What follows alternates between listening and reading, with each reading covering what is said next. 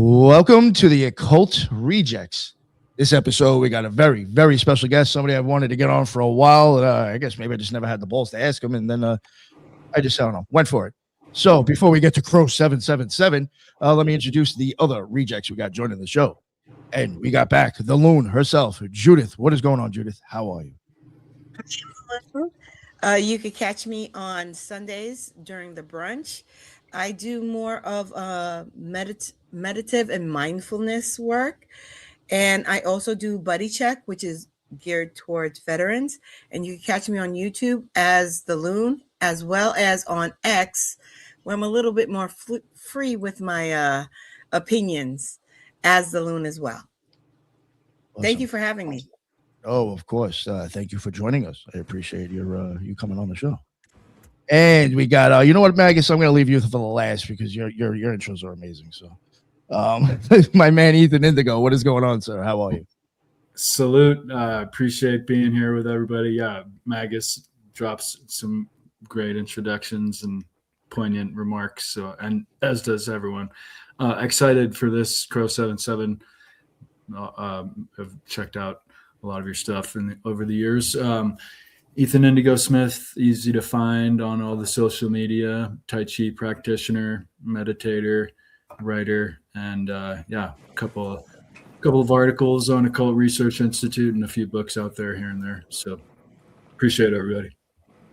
Appreciate you coming on, and I appreciate you adding to the website. I really much appreciate that. Again, that is occultresearch.org. Ethan's got plenty of stuff on there. Thank you very much, Ethan. And then to finally get to the guests, we do have Rose joining us with Crrow777. She will be helping put the stuff up on the screen and make it run a lot smoother. Rose, real quick, if you want to say hi, you can. Hello. Thank you for having me. I'm so excited to be here and help. Of course. Thank you. And I see you in the chat often. So I really, I don't know, that blew my mind when I realized who you were, actually. So I appreciate it. And finally, we got Crrow777. What is going on, sir? Please, for the people who don't know who you are, which I highly suggest nobody knows who you are.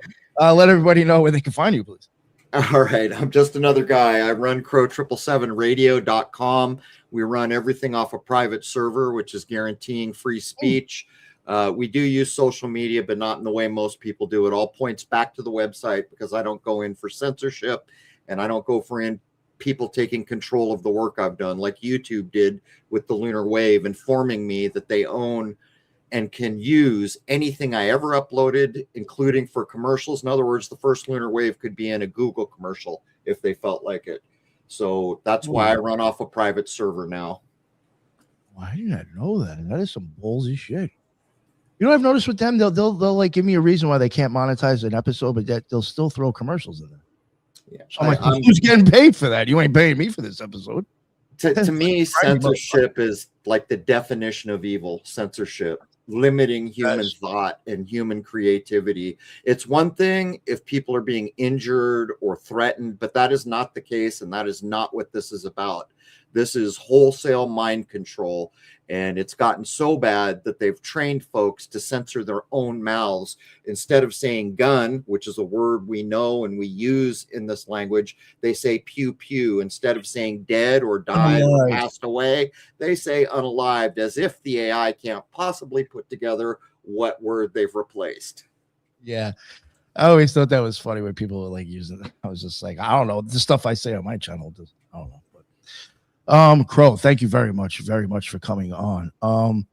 I know you did want to talk about a lot of the lunar and the solar stuff. You've been doing a lot of work on the moon and the sun. I guess what I kind of wanted to ask you at first is what brought you even to starting with all that stuff? What was it that piqued your interest to start staring at this shit? Well, growing up, I always wanted a telescope, and I grew up in a house of teachers. You know, we didn't have a color TV till past the mid 80s. And so it just wasn't in the cards. Actually, when I was young, I did get a microscope. So I guess I went the other way, looking at really tiny things. But when I got out of the Marine Corps, I was wanting a telescope, but by chance, I got a chance to get the scope, the fully robotic 8-inch scope that actually accidentally filmed the first lunar wave. And I got it for a deal, but even at a deal, it put me in debt. I'd never been in debt like that except for a car. It was over a couple $1,000, and I was just out of the Marine Corps. I think I separated from the Marine Corps with a few $100s in the bank, but you know, that's really what started it. And what kicked it into high gear was the accidental filming of the first lunar wave. I held the footage for a year. I filmed it at the spring equinox or fall equinox of 2012. And I posted it, I think, on October 13th, a year later. So just over a year. And the moment I put that online, everything changed. It was a big deal to the point where I had to change email addresses, shut my phone off, get a new phone number, just endless controversy at first. 30 days after posting the first 2012 lunar wave, the flat earth movement kicked off in a serious way, and all of them were referencing the lunar wave. So it got big, and it got big quick. And, you know, I filmed for, I don't know, something like 6 years straight, almost every hour that I could. And much of that footage is available to members of Crrow777radio.com in a film, 2-hour film that Jason produced called Shoot the Moon. Here's the first lunar wave up now. Watch the camera pan. Wow. Oh, I already missed it. I'll tell you when it comes around. But the film that's free to everybody at Crrow777radio.com has 10 awards in the world. The last 2 came from India. So it's like the slowest look at refresh this. I've ever seen in my life. It goes down, I pan above the wave, and the wave catches up to the camera. That has always been proof that this is a filmed event and not mechanical. I don't know if people, I can see that. I don't know if people can see that, but I could definitely see that going right up the moon and it just hit the top. That is wild. I was looking at some of your other stuff. I don't know. I didn't come across this one. This one is like so blatant. Did you just say that you won awards for this? This footage is in the 2-hour film with lots of footage I shot over those 6 years.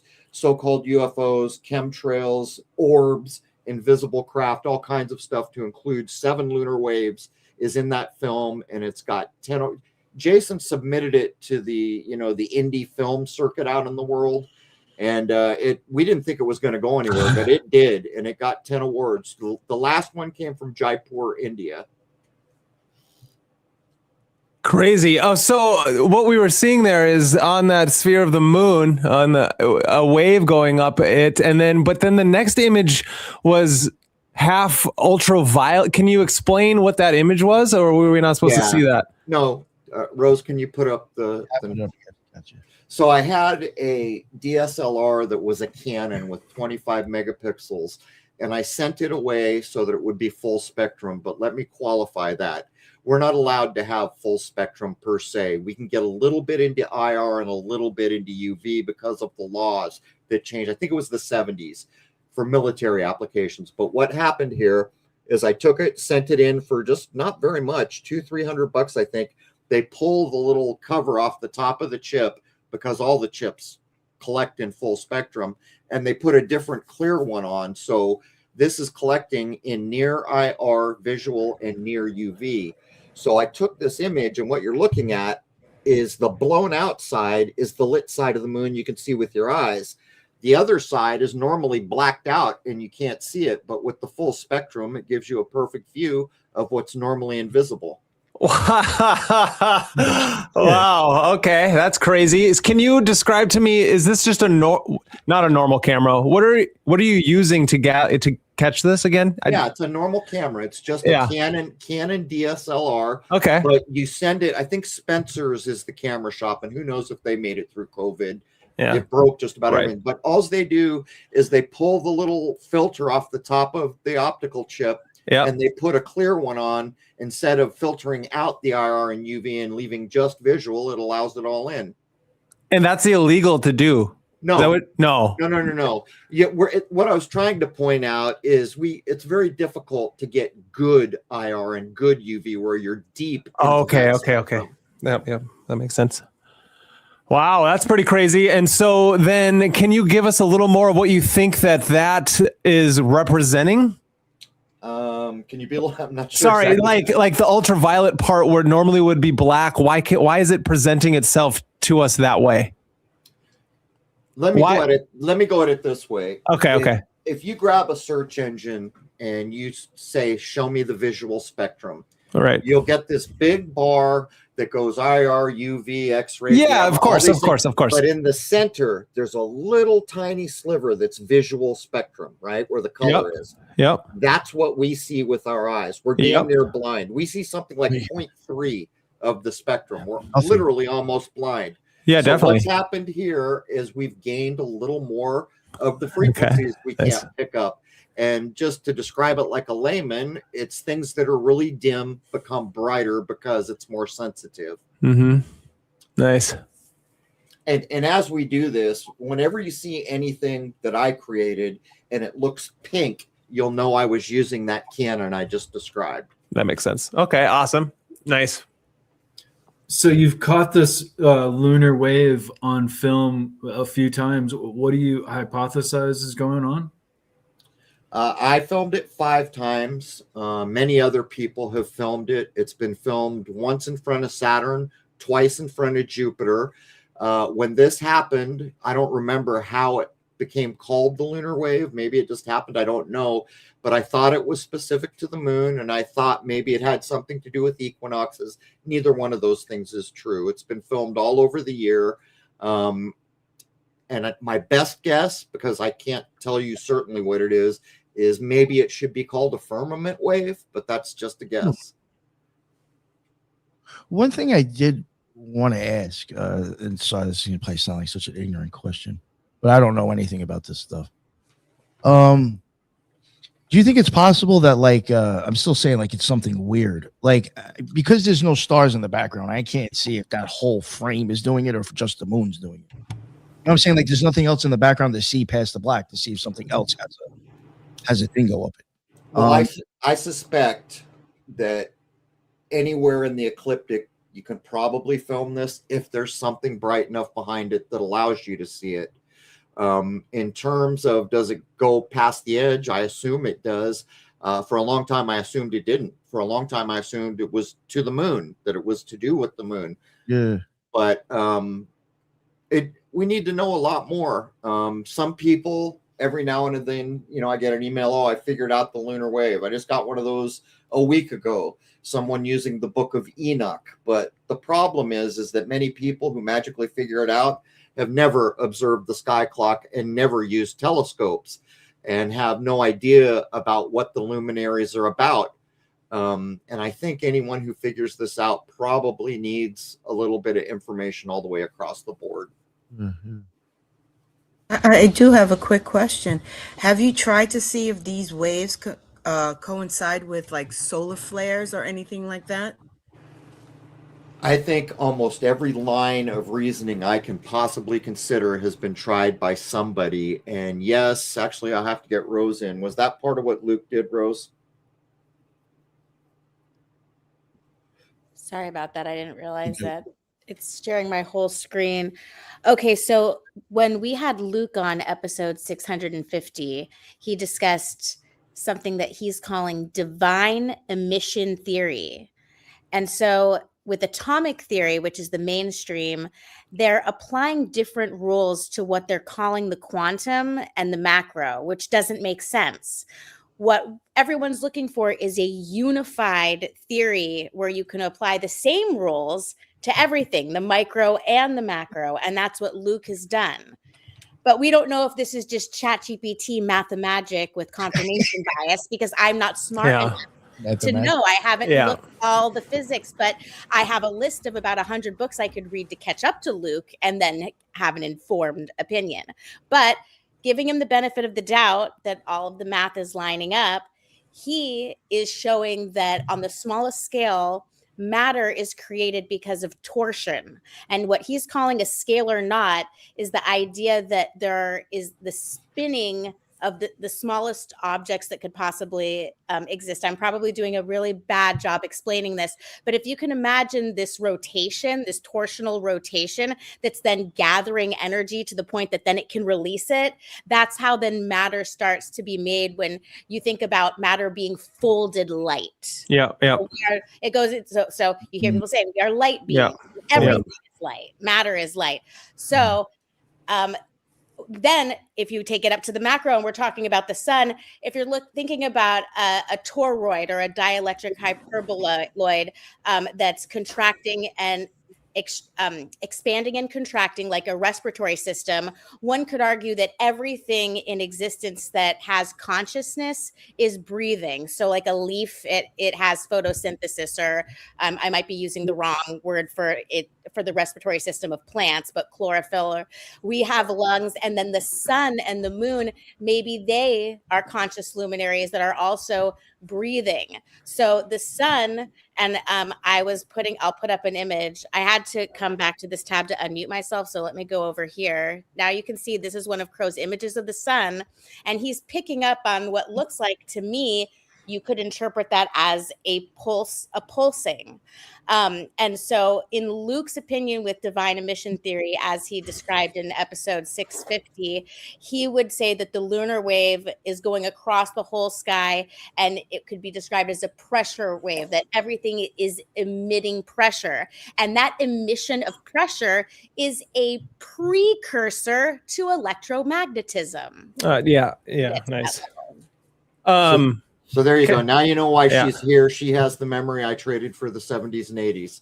Attaboy. I'd like to add something to that, actually. Why it's so fascinating to me is everything you're talking about with matter being created by toroidal energies, and that torsion that you're talking about. So in body science, as in ancient or just Chinese Kung Fu, in your Tai Chi science, when you're learning these things, the top half of your body and the bottom half of your body are like two tetrahedrons pointing at each other. And what you're doing with the forms themselves, interacting with the breathing patterns, is you're making a toroidal field with the body, because both the pyramid at the bottom and the top are spinning in opposite directions, which then is uniting at the dantian, creating that, and then interacting with the breath technique in the body. You're actually it's so fascinatingly similar. You're creating something, and what you're doing is you're getting back into the Wu state of that first beginning before things happen to be the yin and the yang.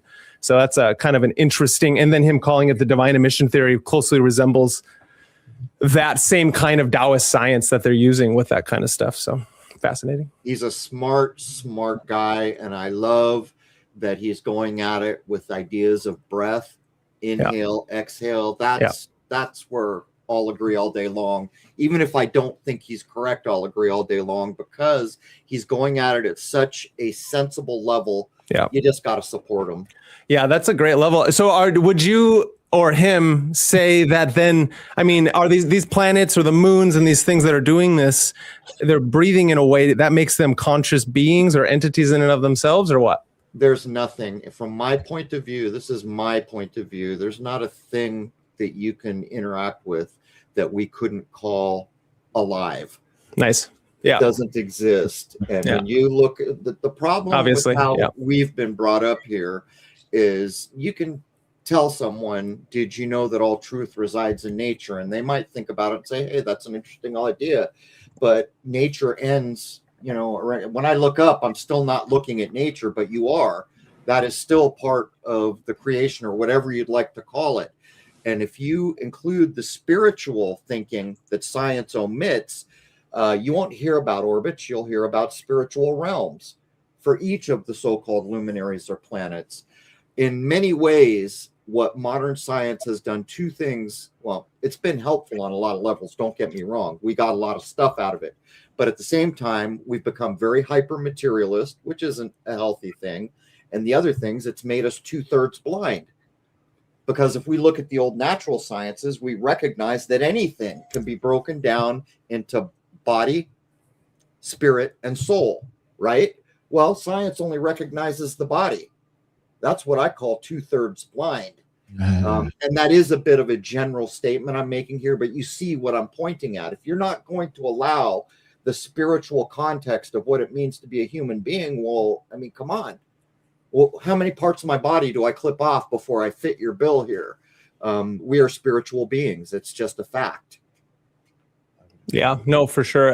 Baruch Spinoza, the idealist philosopher, would 100% agree with you with his idea that God and nature are, very interacting, being very similar substances. So You It's know, you see fascinating. science do it all the time when Yeah. they want to make that submarine that goes faster than they can, and they work at it and they work at it. Then one of the guys says, "Hey, man, what's the fastest fish?" Some guy tells him, "Let's go out and study that fish. Let's look at the shape." And oh, wow, it's covered with scale. You know, they start to take the truths of nature back into the laboratory instead of trying to engineer their way through it. This has already been done. I like that. Does anybody else have any other questions? Oh, good. All right. Here, let me bring that back up again. One thing I did get. So, one thing I did want to ask too. Has there been things of this? Obviously, it wouldn't be your work. Have you ever seen anything like this prior to 2012? Right now, I consider myself very, very privileged. I spent 6 years with a telescope on the moon and the daytime sky around chemtrails, trying to convince people it wasn't normal. And then I took a break and I began to save, because in my mind, I was thinking the sun's a big deal and it's going to be a big deal as we do this era shift that we're doing. So I saved for years and years, and I got a very large hydrogen alpha telescope that sees, you know, in that wavelength, hydrogen alpha. I'm sorry, I lost the question. What was it you asked me? Yeah, it's all right. If there was any like, did anybody notice this prior to? Yeah. So the scope that I got, only 3 of that size have been sold to private people. But the first thing, when you're asking me, if you go to a place like AstroBin online, you can see what all the amateurs are doing, because a lot of people want to say this is CGI. Before you start accusing people in NASA of CGI, go to AstroBin and look at what thousands of amateurs have done. It's a good benchmark. But I'm privileged because 15, 20 years ago, there was no prayer that I could get images like this or a view like this. You can go back to 2015 when I accidentally discovered the so-called second sun, and look at the quality of the solar scope I'm using. It's not even in the same country as the one I have now. So she's rolling through all these images shot in the hydrogen alpha. That's a sunspot, really close. That's a looping prominence in the hydrogen alpha wavelength. That represents over 3 hours of filming, and the quantity of data collected when I approach 4 hours can sometimes be a terabyte.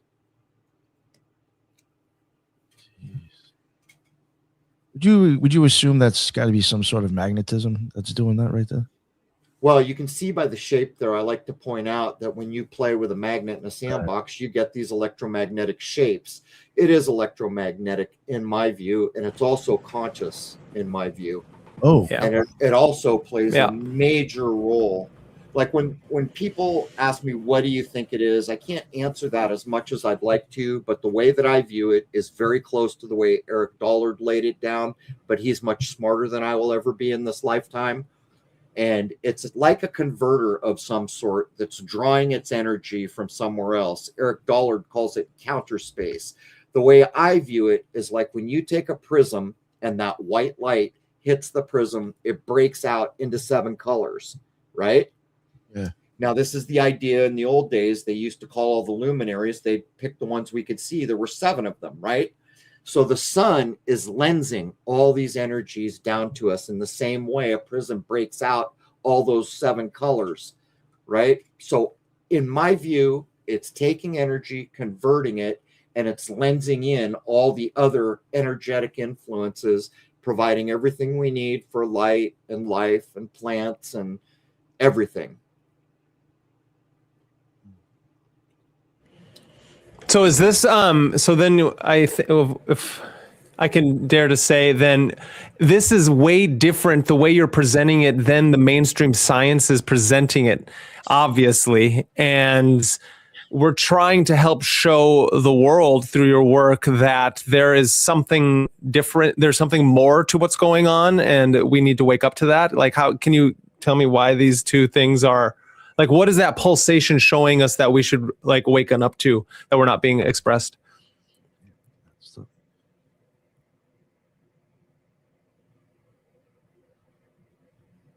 Huh. Did you hear that? What happened? See there? I don't know. Maybe. Sorry, I was muted out. Uh-oh. Let me answer that in a very generalized way that people can think about. Thank you.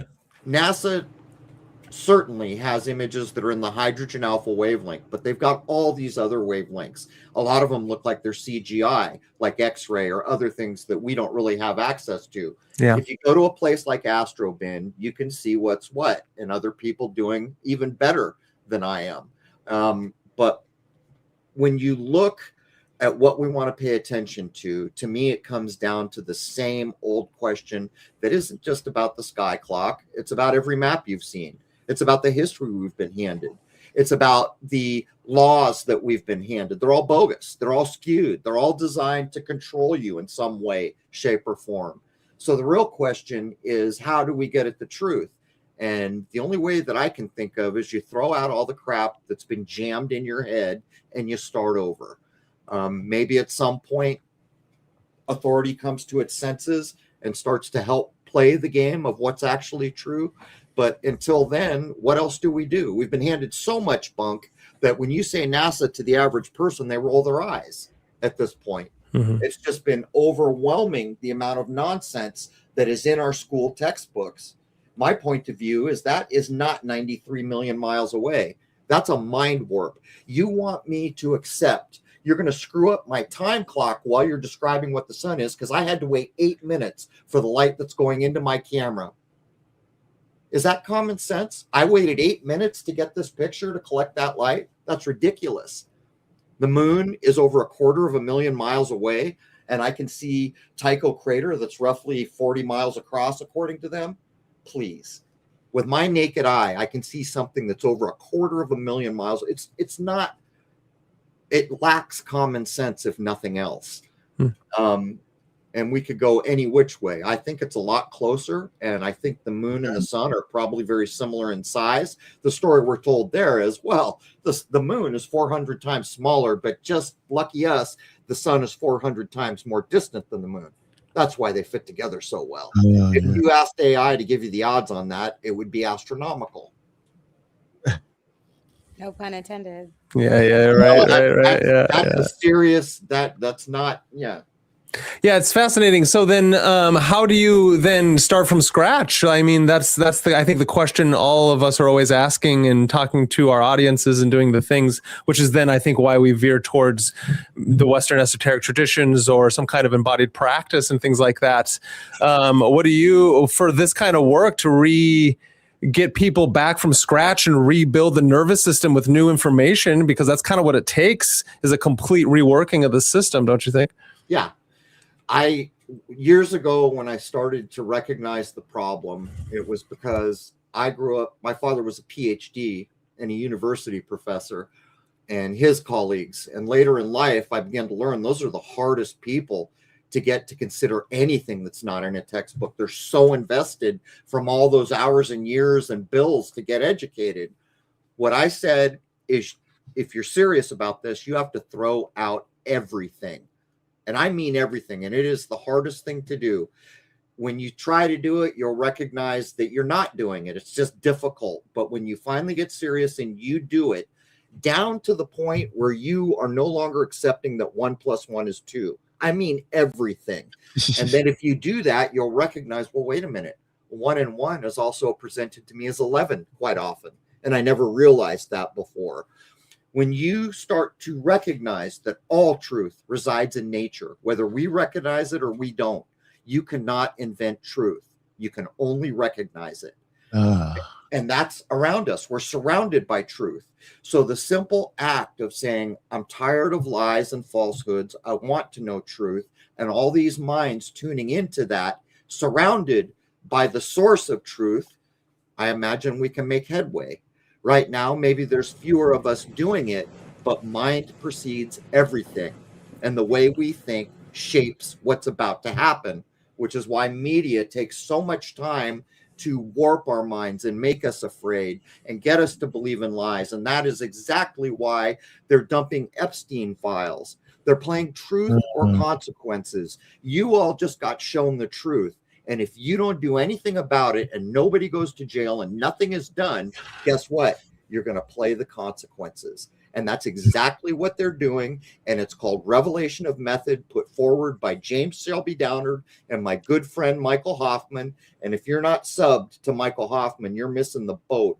This last thing he just put out, as a matter of fact, Rose, can you put a link in the chat, please, to Michael Hoffman's latest Truth or Consequences? Yeah. And we're going to have him on in March. And this is a man who co-authored King Kill 33 and writes at a level that will be absent from our world when his generation is gone.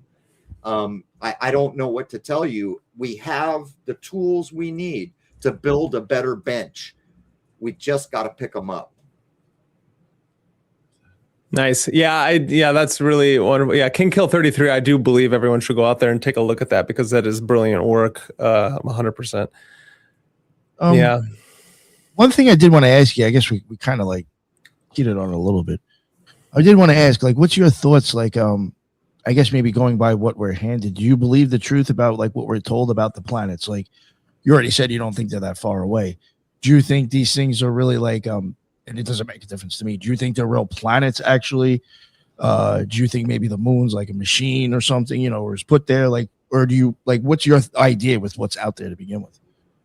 I can guess like everyone else. I do have years of research, but possibly the moon is maybe better described as plasma. I don't know. But you see, the thing about all those planets, I certainly don't accept that it's rock and dirt. And I certainly don't accept that we can just jump out of a spaceship and walk around on it. But all those other places, those luminaries, there's a spiritual side to everything. And if we go back to the old hidden occulted information, they wouldn't talk about orbits. They would say things like what NASA calls the orbit of the moon is from Earth to the moon. What they would say is that is the lowest spiritual hierarchy of angels. And from the moon to Venus is archangels. And from Venus to Mercury is a thing called the archi, other spiritual beings a little higher up the spiritual food chain. When you get to the sun, that would be the powers of the sun. That, what a word to describe the sun, powers. And if you keep going out to Mars, that's the mites, like Mighty Mouse, the mites of Mars. And everybody knows what Mars represents: action, war, anger, all these things. And then if you go out to Jupiter, it would be the dominions. And then off beyond that, all the way out to Saturn, those would be the thrones. Beyond that, cherubim, seraphim, and the star fields. These are the old spiritual definitions, not calling them orbits. Well, have you ever heard what I just said? And if not, how is it that that can be? And if I have a spiritual side to my life, and there's churches and synagogues and everything all over this world proving that everywhere that I can see around here has a spiritual side, how is it that we've never thought about that? Yeah. So maybe we're here because we're tuned to hear. Maybe it's not even possible to leave beyond the firmament because that's a higher spiritual realm. And I will interact, and just so everybody knows in the audience, what he was talking about with the thrones, powers, dominions, that's the Renaissance magicians and them beforehand were taught of John Dee. This stems from actually Cornelius Agrippa, and go read his 3 books on occult philosophy. That's what they're talking about with the great chain of being and its hierarchy of ascending towards God. So, yeah, I think it was the Rosicrucians, the very old ones, who had kept it alive up to at least the late 1800s. But you will see that the words that they chose, I want to say around the 1700s, the words I just used were assigned to that to do it to serve a spiritual purpose. Yeah, that's Agrippa. If you go into biblical scripture, you can find the word thrones. And Cornelius Agrippa was, and his Trithomaeus, they were like they were Christians in that time frame, also magicians who were, going through the esoteric magical working. And you can go find that in Agrippa's 3 books of occult philosophy. Everyone should get it. Eric Perdue's translated it, and it's phenomenal. A lot of people forget that in early Christianity, there were mind sciences. Like in the West, we see all these places that do meditation and we make fun of it and stuff. That used to be part of Christianity. That's what the vow of silence is about. You've heard about the monk in his cell. They were practicing the mind sciences way, way back. in Christianity. But all the words that I described as spiritual realms, each one of them can be looked up in scripture. It appears. And that plays into why they were picked, chosen. And when you consider why was it chosen, well, it's simple. They didn't want you to think it was a dirt clod. They wanted you to consider the spiritual possibility. Crow, didn't you address those hierarchies based on a Steiner book, the Zodiac and Spiritual? Oh, yeah. That's one place. That is one place. It's the Steiner book that has hierarchy in the title. There are many other places, as Brandon just pointed out, that go back. But as far as I can tell, the original root is supposed to be Rosicrucian. Yeah. And the tough part about the term Rosicrucian is that it's one of those corrupted and then, revamped, and there's so many small little LARPing Rosicrucian Disney character groups out there that so it's such a fascinating, the Rosicrucian thing, which is then why I like, we'll just hone in on, if people really want to go find that. Agrippa did such a great work, and that's from the 1500s. About 1563 he was doing that work at the same time as being persecuted from the church, and then he ended up having to rewrite basically that he has a whole book apologizing that Dan Trell helped, I believe it was Dan Trell helped retranslate, which is quite amazing. What was the name? Dionysi the Aprigate, or no? Yeah. So it was in that vein. But let me ask a question here. Do you think the Catholic Church is more likely to have built those magnificent cathedrals, or someone who thought like Agrippa? Oh, somebody who thought like Agrippa, for sure. Well, there it is. And you could ask for anyone sure. that. And what you're looking at there is technology we can't replicate. Why? Yeah. Because it's not technology in the way we think about it. It is facilitating the truths of nature. It's not inventing anything per se. It's recognizing what nature does and giving it a way to come to us or to be appreciated by us. I agree. Yeah, no, I completely agree, because it's like a lot of this stems from, especially the music, the harmony of the spheres, the planetary spheres, stemming from Pythagoras, and him creating music and understanding harmony and beauty, which then we can see in our everyday modern period of how trash music is and why they're trying to invert everything we see, hear, taste even. It's all toxic and trash, trying to bring us down into this mundane, barren planet, right? Yeah. Well said. And your mind precedes all. Never forget it. Yep. Your mind precedes every experience. And what your mind is busy doing is busy forming the next step in the staircase you're ascending. And when you get 2 people thinking about it, that stair gets built a lot quicker. And when you get 1 million people thinking about it, 5 stairs are made at once.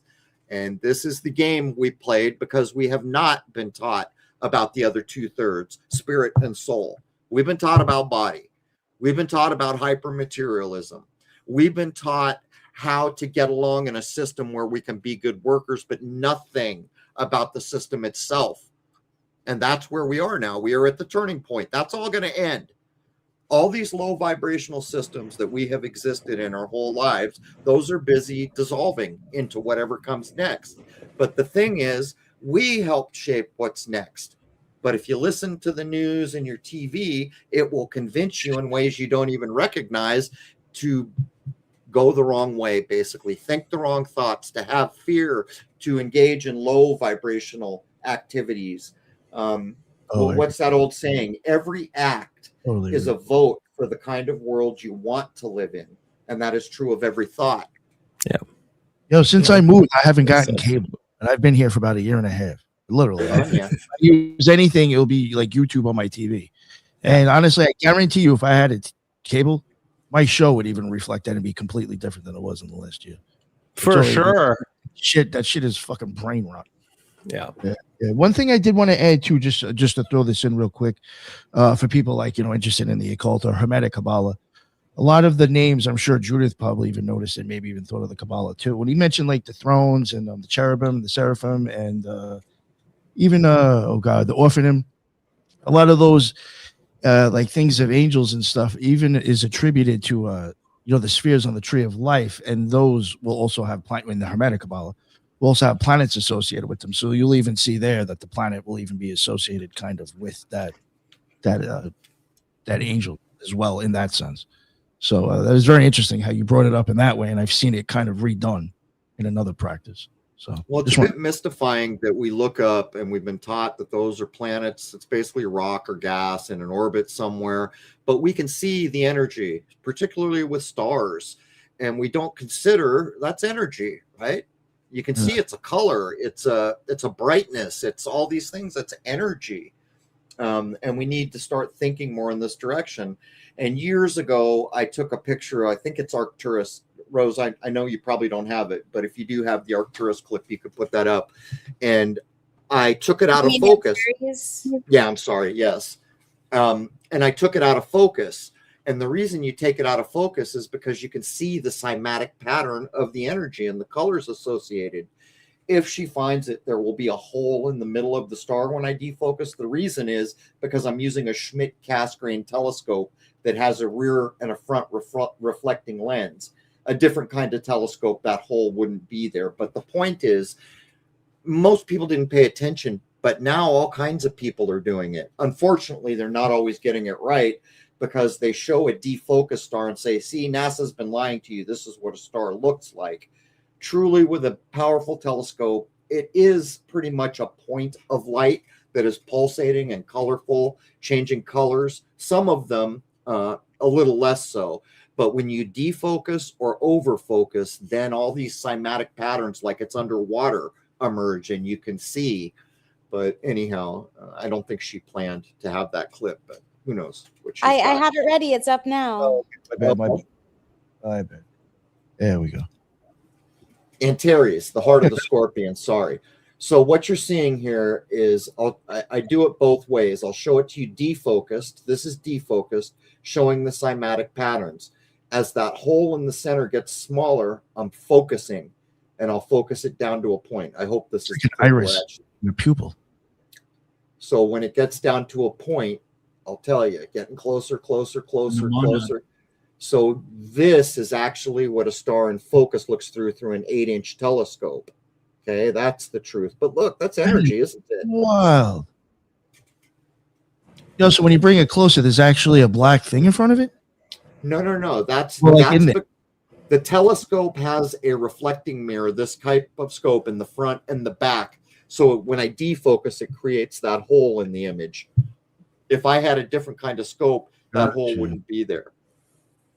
The only reason I'm bugging out is because I talk about having an experience, like whatever these experiences crossing the abyss. Maybe people want to argue that, whatever. To me, whatever. I will have a dot, like, you know, I'll have my eyes closed and I'll be meditating. And it will look like something very much like that all the way out in the distance. And as it gets closer and starts to appear, it turns into an eclipse. So that just blew my mind. Yeah. So that just blew my mind how I just kind of saw it backwards right there. So this is an interesting still that she just had up, because that's a still. What was that little blast of energy? This is when I first got my telephoto lens, and I wanted to see how powerful it was. So I took an image of a bird a couple hundred feet away. But this is Antares, the heart of the scorpion. So I'm sorry to interrupt. Little blob there. That's a still. So that little energy. See, if I would have moved the camera, the whole thing would be blurry. It looks like I did move it a little, but there's a lot of work that can be done. I don't think I've seen anyone park a decent sized scope on a star for 4 or 5 hours at a time. Anyone who does that is going to walk away with amazing things if they put time into it. Crow, I think Ethan wanted to jump in. I saw him. I'm sorry. No, I apologize for trying to interrupt. I'm being interruptive. What is that tail looking like swirl off the last image? Is that just because there was movement? Well, that's the funny thing. If you look at the main bulge, it looks like I did move a little, but that little streak is further than it appears I moved the camera. So that would be a little energy fissure or something. Interesting. I was going to ask too, you mentioned the firmament, and you hypothesized that perhaps the wave might be the firmament. Maybe could you explain on that further? Is it maybe the edge of this energy field that is maybe the firmament? Well, I mean, you bring up the question, what is the firmament? For that idea, what is the shape of the continent I'm standing on? Well, we can all sit here and guess, and it's one of the things we've got to refigure out. The first time we went to space, we should have known exactly what everything looks like from high. Well, we didn't go there, so maybe a high altitude plane, but the firmament is something, right? And the original word seems to translate to something firm, right? If you look it up, rocky or whatever the Hebrew is. So I don't know. People say crystal, people say energy, people say a lot of things, but I know that a wave has to travel through a medium. So that's how I'm thinking. Unfortunately, I don't know certainly what the medium is. And by the way, it's a total guess. I'm saying, what could the wave be going through? And that's my best guess. I can show a clip I have of the difference between the lunar wave and Jetwash from a plane. Do you want to? Oh, yeah, nice. A lot of people say to this day it's Jetwash, and they just look very different. Yeah. Plus, you can see planes. I think that there might be. I don't know how to remove the audio the way I'm sharing it, so I apologize if you have to wait to respond. The waves go by, and you pick what I'll call. Oh, I can mute it actually. Nice. So there's the first wave, and there's going to be another. That shit is crazy. Real waves come in pairs for some reason. Well, that's crazy. It's almost like the waves in and out of the ocean on a beachfront, how it just kind of moves itself forward and backward. Well, it displaces. Pick one of those craters and watch it. The wave displaces what you're looking at twice. Yeah. Like a straw going through drinking glass. See that? It's weird. Oh, God. Yeah. Here it is. I did a clip on that where I zoomed in on it. Okay, this is a different wave coming from the top. There's the first. There's the second. Damn. Whoa. And there's Jetwash. Oh, that's way different. I mean, that can't even be seen as anywhere near the thing. People still argue it along with the camera. Really? Yeah. People argue a lot of things. I want to touch on the firmament idea that you had. You slightly brought it up, and then Ethan kind of re-brought it up. But this idea of when you were talking about all the different planes of experience and that great chain of being and that firmament being between the earth and the moon or whatever it is, I like the idea. I think maybe this has been an idea in secret societies and magical societies for a long time, is that to get past that into the higher spheres, you have to do the work and be able to basically transcend certain, or hit a different frequency. If consciousness is like the initial thing and everything is stemming from that, it only makes sense that then to travel amongst the stars, you would have to be in a different state of consciousness. And to do so, you have to be able to fine tune your nervous system, brain connection, to be able to then use your breath to do so, because that's like the magic word of all things is breath. And so it's such a fascinating thing to think about, something I've thought about for a long time. And I love that you brought it up because of that idea to be able to interact with the higher levels all the way to God. Elegant, right? We're not doing anything to you. You were low vibration, so you went where low vibration goes. It has nothing to do with us. You decided to sit there and watch the news for 3 lifetimes. Yep.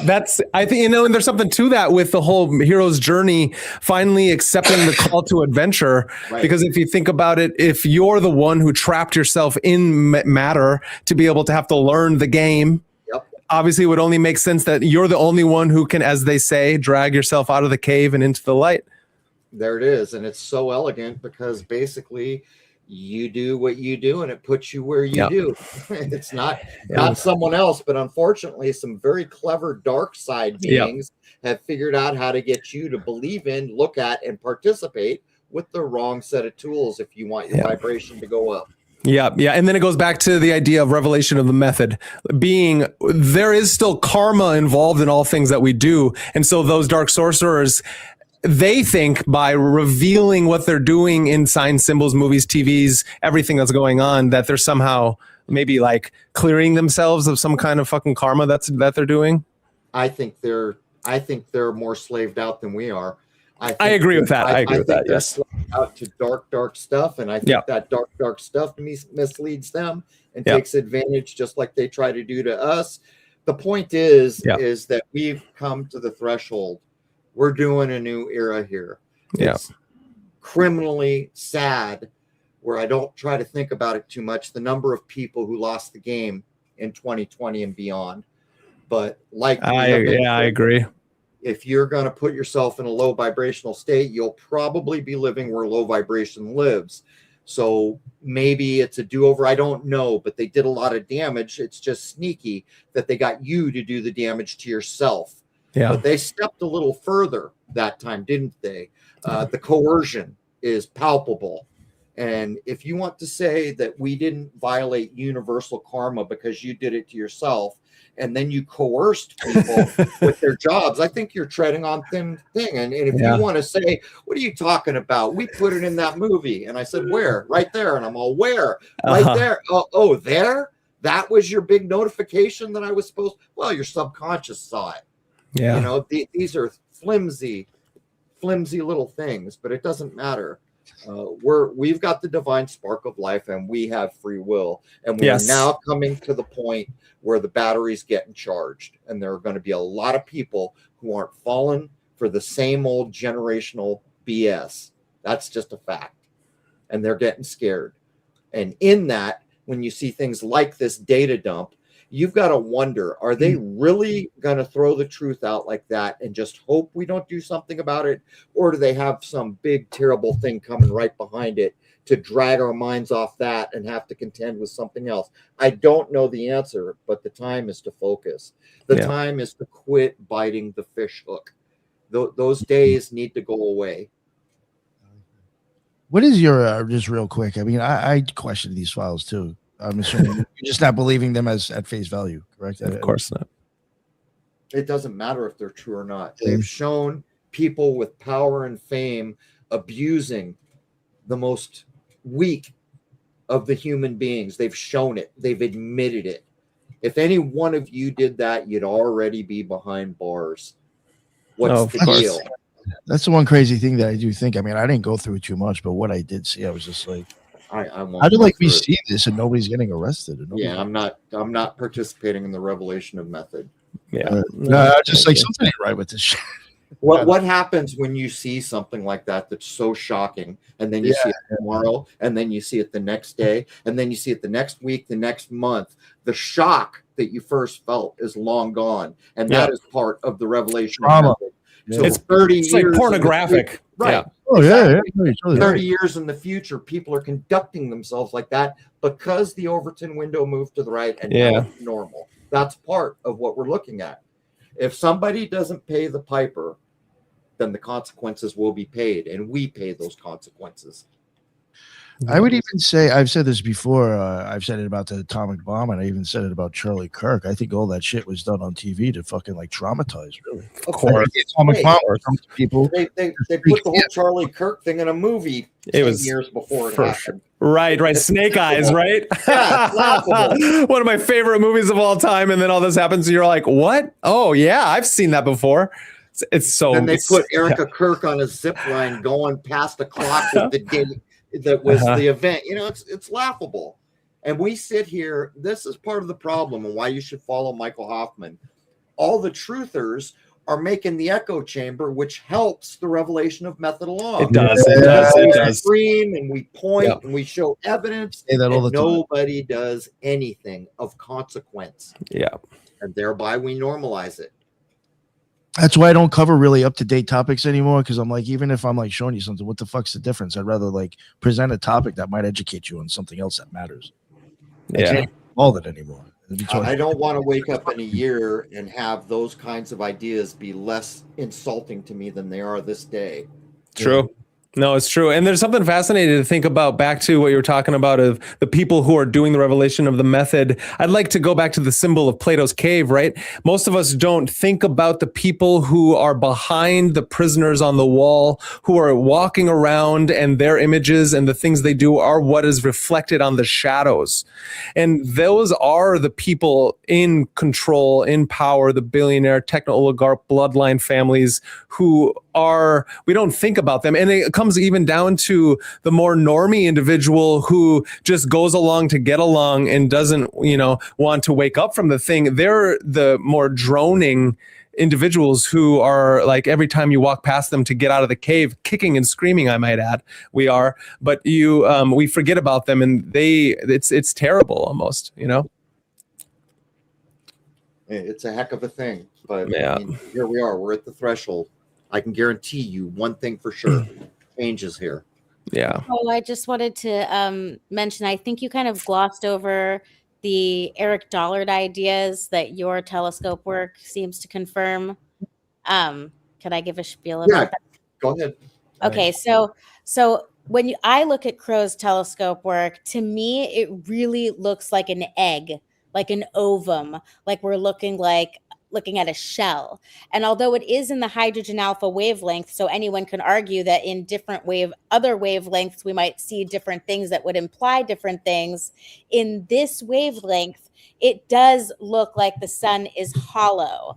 And so that wouldn't be what the mainstream would say. And if you just look at these pictures of sunspots, like this is my favorite one here. I don't know why I think I have to end the video before I can put this up. But if you look at the sunspot, for me personally, just intuitively, when I look at this, it's proof positive that a sunspot is like a hole looking into some kind of tunnel. And Crrow has another clip that I don't have uploaded here, where in video, when he was using his cell phone to look at his computer screen, it looked like there was these little explosions, these little sparks, which also reminded me of what people call the zinc spark of life, when fertilization happens and the single-celled zygote comes into existence, which, if you think about it, is a scientific thing that can be observed but not explained. How does that single-celled zygote come into existence? Well, a lot of people say, well, that's evidence to our quote-unquote godly origin. So that brings me back to the sun. And Eric Dollard, he's not even spiritual. He doesn't want to talk about religion. He doesn't care. He's just all about data. He doesn't even care about Crrow's telescope work because it's just not his deal. He's just the electromagnetic engineer genius who says the sun is hollow and acts like a converter that is transmuting or converting energy, this life-giving energy, from some other place. So when you ask him what's the other place, that's where he'll shut down. And he's like, I don't know. But a lot of people might say that it's converting it from heaven or the other metaphysical realm, which a science can't measure, so they don't want to talk about it. So what I like about these unified field theories is that it's factoring in the metaphysical and spiritual realm that you guys are talking about today. And then we have people like Eric Dollard and Crrow's telescope work, which can explain science when we incorporate that which has been missing for so long. Yeah, I think Dollard used the word counter space when we pressed him. Do you think that somebody mentioned it in chat, and I was actually wondering the same thing. Do you think that black stuff might be like magnetism? Well, what the Almost like mainstream will tell you is it's a bit cooler right there, and there's a lot of electromagnetic energy, and they can show the measurements that do it. But to me, I mean, we're looking at wavelengths, and exactly what Rose said is true. When you're looking at the sun, the amazing thing is if you slightly change the wavelength, like this view you see here was shot in what's called the G band. It's like just barely a couple clicks off what that image was shot with, but look how different the view is if you took a still out of the other one. And by the way, just so you know, all these images are real except for the color. I put the color in. I film in black and white because that's how you get the best detail.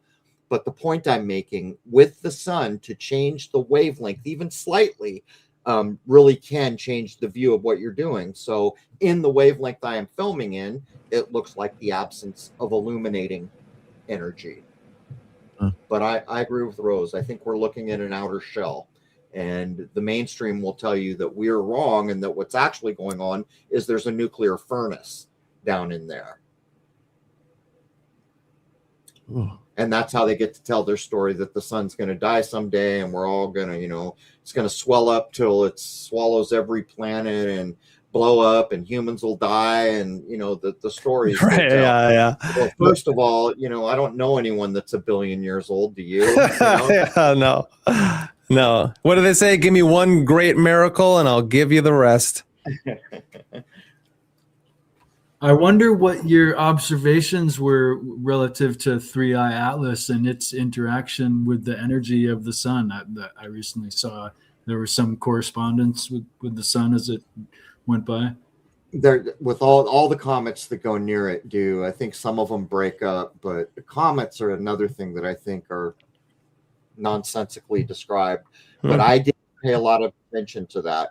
With the way that I work, like I spent all those years on the moon, and I started to realize with the sun, and I again accidentally filmed what I call the so-called second sun, and I just intuitively knew the sun's going to be a big deal in the era change. So I shifted all my energy over there, and so it takes so much effort and time and know-how and tedium to get this kind of footage. You'll find that I become very one track, and you can ask Rose, and people say, you got all these tools, why didn't you look at the comic? It's like, you really don't have any idea. For me to film the 4 hours that took to get this, there was 2 hours of setup. There was 3 or 4 on the backside getting the data transferred.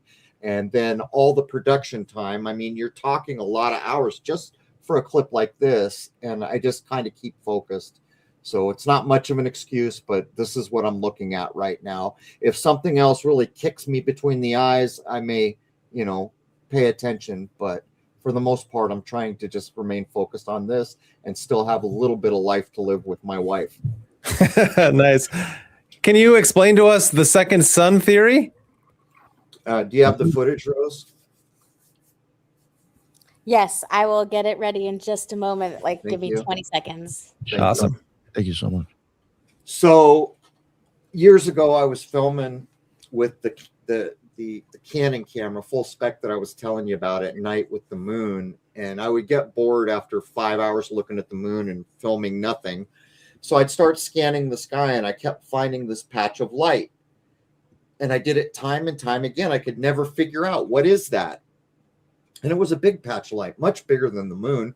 I thought, is that the full moon? Because most of the time it was a full or near full moon. Is that reflecting off the firmament? It was about a third of the sky away from the moon, and I found it time and again.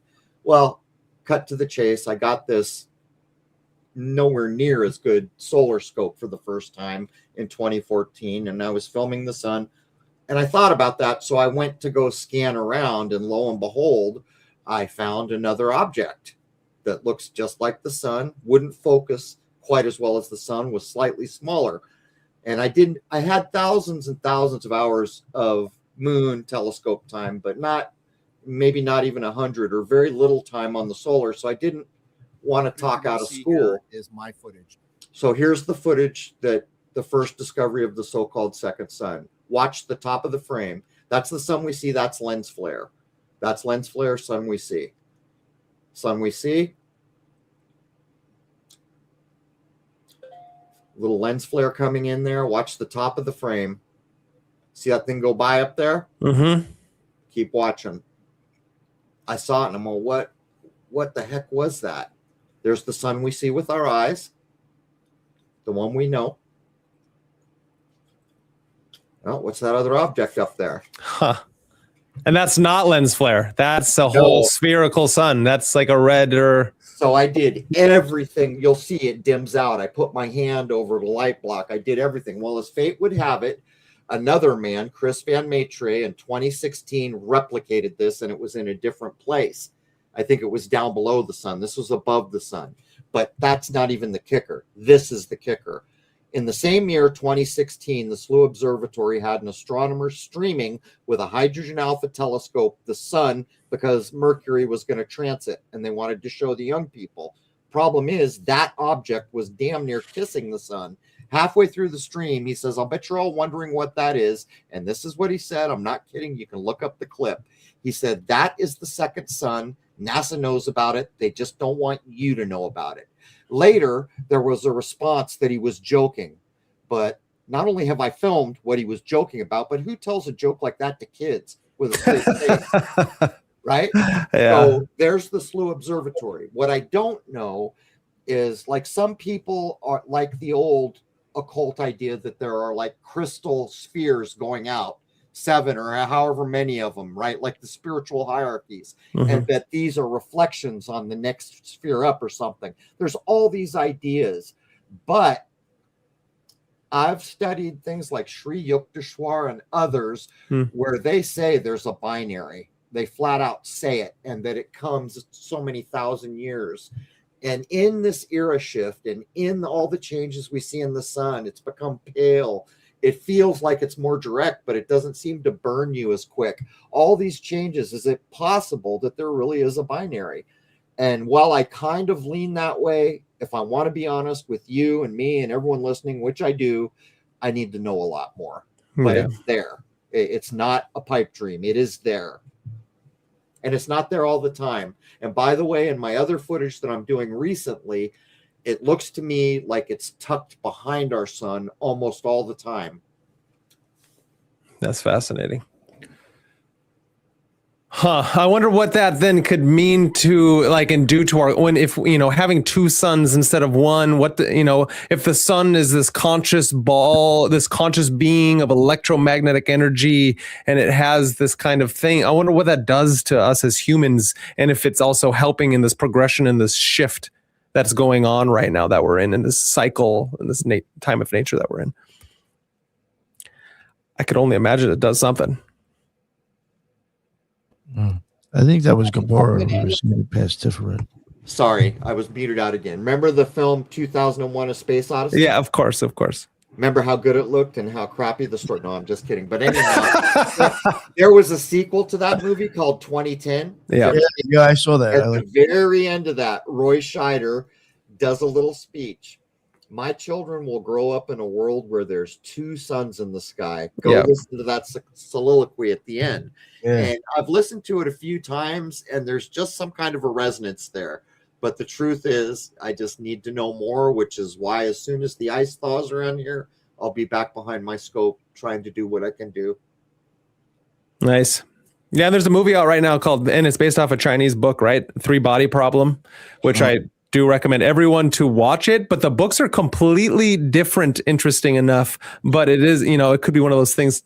It comes into the collective unconscious. Somebody writes about it, and it's like as a warning for all of us, or trying to wake us up that there's more to our sun than we, can think about, let alone it being about disclosure. Well, one thing's for sure, we got a front row seat to some very historical goings on. Yeah. And if we have the presence of mind not to remain angry or afraid, that would be a very good thing in helping steer things in the direction they need to go. But I mean, we're in the thick of it here. The whole world has just been shown the truth of atrocity. And if something is not done about that, the consequences that get paid will be on us and the way we live our lives in this period of time. Yeah.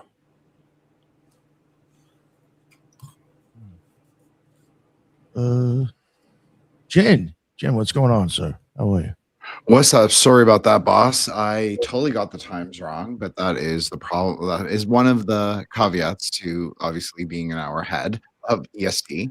So I definitely apologize for that. Google sometimes plays little tricks on me like that. Not your fault at all. Not anyone's fault. And I apologize to Crow and Rose. I was really looking forward to it. And I know that Nick was psyched for it for weeks in advance. So I apologize sincerely.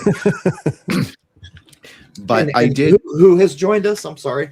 My name's Jin. I have a show called Threshold Saints, and I'm a reject as well. Nick's left hand man. I was going to ask, why did you guys get rejected? That's a good question.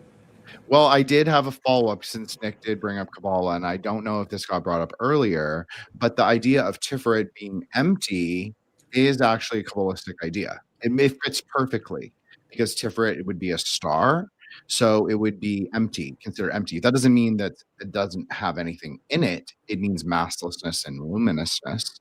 So the idea that you could perhaps have a vacuum within it or a void as a hyperspace, maybe you could say gateway to travel upwards through higher conscious experiences into death and into Kether, meaning into Pluto or the eclipse, and then into the outer three. That would actually make a lot of sense for how someone could travel the tree. So I was just thinking to myself when Rose was showing the sun that actually Kabbalah explains pretty much that whole situation. If you want to think of it in processes of consciousness, I'm not saying it's perfect for an outer sort of a gross example, but for a metaphysics, I think it makes a lot of sense. And Well, yeah, even the solar sigil looks like what he was showing with the circum. yes, Kind of, yes, with the circumpunct, exactly. Well, I like the idea, and I'll tell you something. I used to sun gaze a lot. And for people listening that's staring at the sun, don't do it unless you know what you're doing. You don't give jalapenos to babies, right? Similar thing going on there. Not a good thing. You can damage your eyes. But I got up to the point where I could do long stretches, but there is a equilibrium that hits at some point when you've been doing it a while and you've got your eyes locked on the sun and your bare feet are on the earth, and it starts to look like a portal. I mean, really, really starts to look like a portal. And you see the work of people like Monroe and others where they talk about, well, you better get your vibration above the moon or that thing's sucking you in. And then you see the movies where they show things exiting through the sun. It's interesting ideas for sure, but I like the Kabbalah transfer over because that is some old information. And I like old information. What are your thoughts on the objects going in and out of the sun? I've never seen it, but I've seen a lot of people who don't quite get their cameras where a plane looks like a plane flies through the sun. That's just about how much light you're letting in. If you had that cranked way, way down, you would see the plane travel all the way across the disk. Even when it looks like when it comes out, even when it comes out the other side and it looks like it's pulling matter with it. You know what I mean? It looks like it pokes in the top, and when it comes out, it like stretches behind it a little bit. That's just crank down the aperture on your camera, and it will fix that. Sure.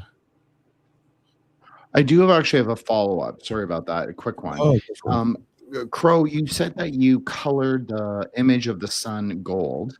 I think that you said you colored it, and then I obviously assumed gold because that makes sense. That actually also makes sense in a Kabbalistic way. Now, the other thing that I thought was interesting was when Rose was showing the flare in radiochromatography, the sun actually appears as lime green. So it's actually an interesting kind of alchemical thing of chrysopia, meaning that there's a greening happening before the gold emerges. So I don't know if you had any thoughts on that, but yeah, that would be dead center in the color spectrum, the green. And actually, the guys Tiferet is harmony, right? Yeah, the guys who are much more skilled at solar work than I am, because they're really good mathematicians and astronomers, they talk about going far to the right band, which is blue, or the left band, and there is the idea of green and green filters. But if you look at the color spectrum, that little sliver we see with our eyes, that green is dead center. I think that corresponds to the heart chakra, I think. So there is a whole correspondence there that I think you're getting at.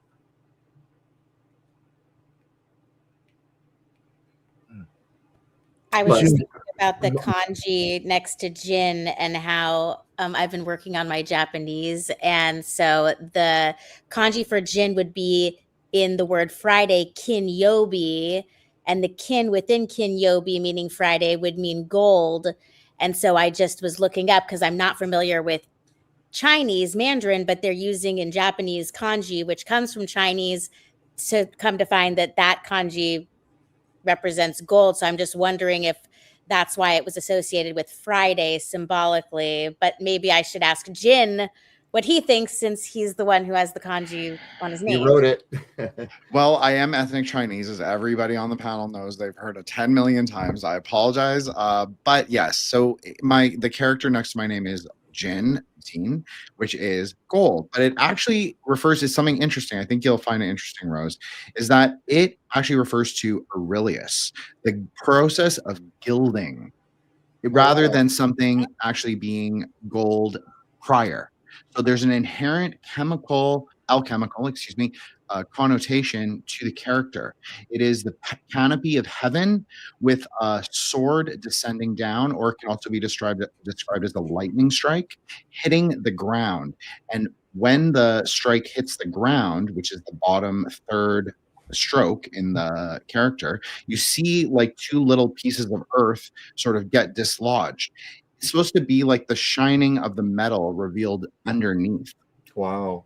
Oh my gosh, because that totally blows my mind, because that made me think of the word exalt. Okay. But when you talk about lightning, it's going down. But when I've talked to a lot of people about the fabric of our reality, like Luke and his divine emission theory, when people say as above, so below, he says, you know what, actually I say so below as above. So I don't know if that made sense, but that was We're in control. I believe we are in control of our own realm.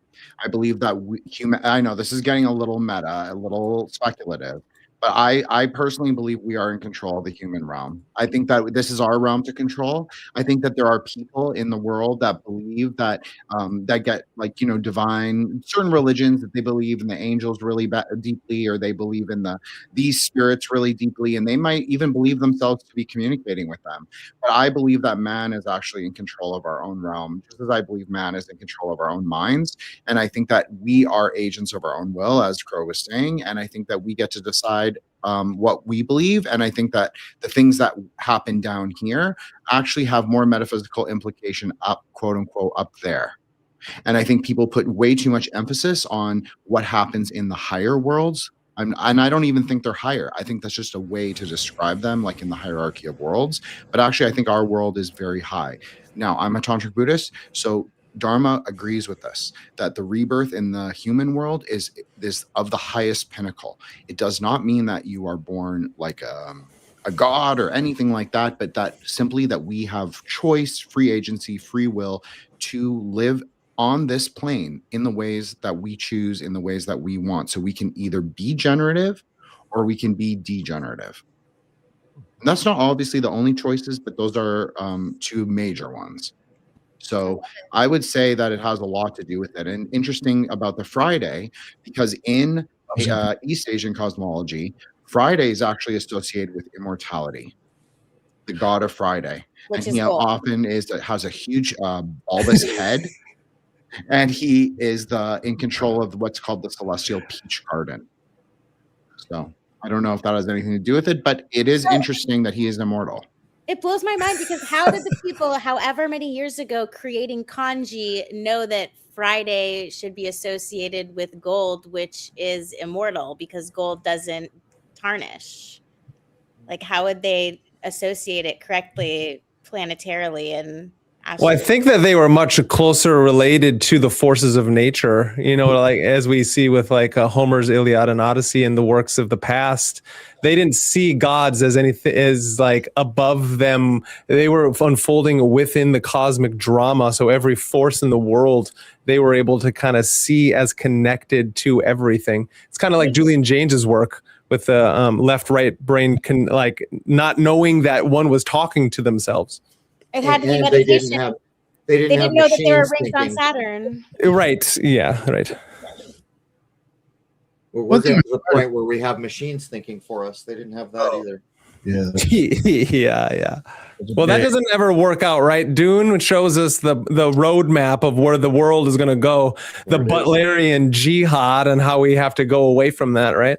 And how does he know to write about that in the 50s or wherever it was? I mean, that one thing that never really gets explained very well in the main thing, it's a huge deal. How could you have the foresight to think of such a thing? Yeah, no, it's interesting, and that's a great question. This doesn't answer that question, but it is food for thought. Paul Stamets, the mushroom guru, right? He was friends actually with Frank Herbert, supposedly, or they spoke once, and Frank told Paul Stamets that the elixir water of life, which is the blue drink that he takes, which is the sandworm's spice, the ultra concentrated form, and it made him do the thing. That is actually him talking about a certain kind of psychedelic mushroom. That's his symbolic understanding of what that is. Interesting enough. And so if you do take enough of that, you do break into that DMT-esque experience with enough of it, and then you can see the very fabric of existence, right? So the machine elves told him. Well, that was great. Like, let's not add Terrence into this. He's got Terrence was definitely, doing his thing as well. So it's fascinating. I was making a joke. That's a good one. And it's true. It's interesting enough of how far we go, right? The machine elves, again, I think are just also covering over, because I've seen said elves. And I think they're just another layer of control and veil to the next level of something else. That's my own think, though, because the jester is keeping you away. Like when you take DMT, a lot of people see the jester. That jester can be known as like a guardian threshold barrier of letting somebody enter into that next thing, kind of like the firmament is allowing you to go up into the higher celestial spheres. And so there is this overlap into what our brain, mind, nervous system does to stop us from maybe having higher levels of experience that'll completely burn out our nervous system. So I think. Did anybody have any other questions or anything? Judith, did you have anything? No? Okay. There's something I was going to say and I totally forgot. Oh, one thing I did want to mention with Friday real quick. Friday is associated with green. Not necessarily gold, but I mean, then again, you'd be going back to Jin's idea with the picture and it being green. Find that interesting. Right. I do have one more thing to add. Rose, should we show the Riccioli 1651 artwork? Yes, I do think we should. Let me bring that up. So Jason and I just recorded. I did a whole episode on this image. People who follow know that I appreciate what Tycho Brahe did. Nice. And I appreciate good artwork, particularly if there's level of meaning in it. So we put down 2 hours to go over Riccioli, who was all about Tycho Brahe. Although he did modify in this image, he took it upon himself to modify the so-called orbits of Saturn and Jupiter, different than Brahe had. But it's really quite an image, and it is dense with levels of meaning. I'm sure that I didn't describe everything's there. I did what I could. But this is from a book called Almages Nuovo, which for the first time has been translated into English. So I ran out and got a hot copy. But what you're looking at here, maybe we'll go from the top down. There's actually 3 sevens above the hand of God there, believe it or not. There's Latin, much of it scriptural, but there's a scale below God's hand. Astrea, the goddess, is holding the scale, and then the 100-eyed Argus is on the other side. Under the scale is Claudius Ptolemy, and his little model is at the bottom, discarded, about to roll out of frame.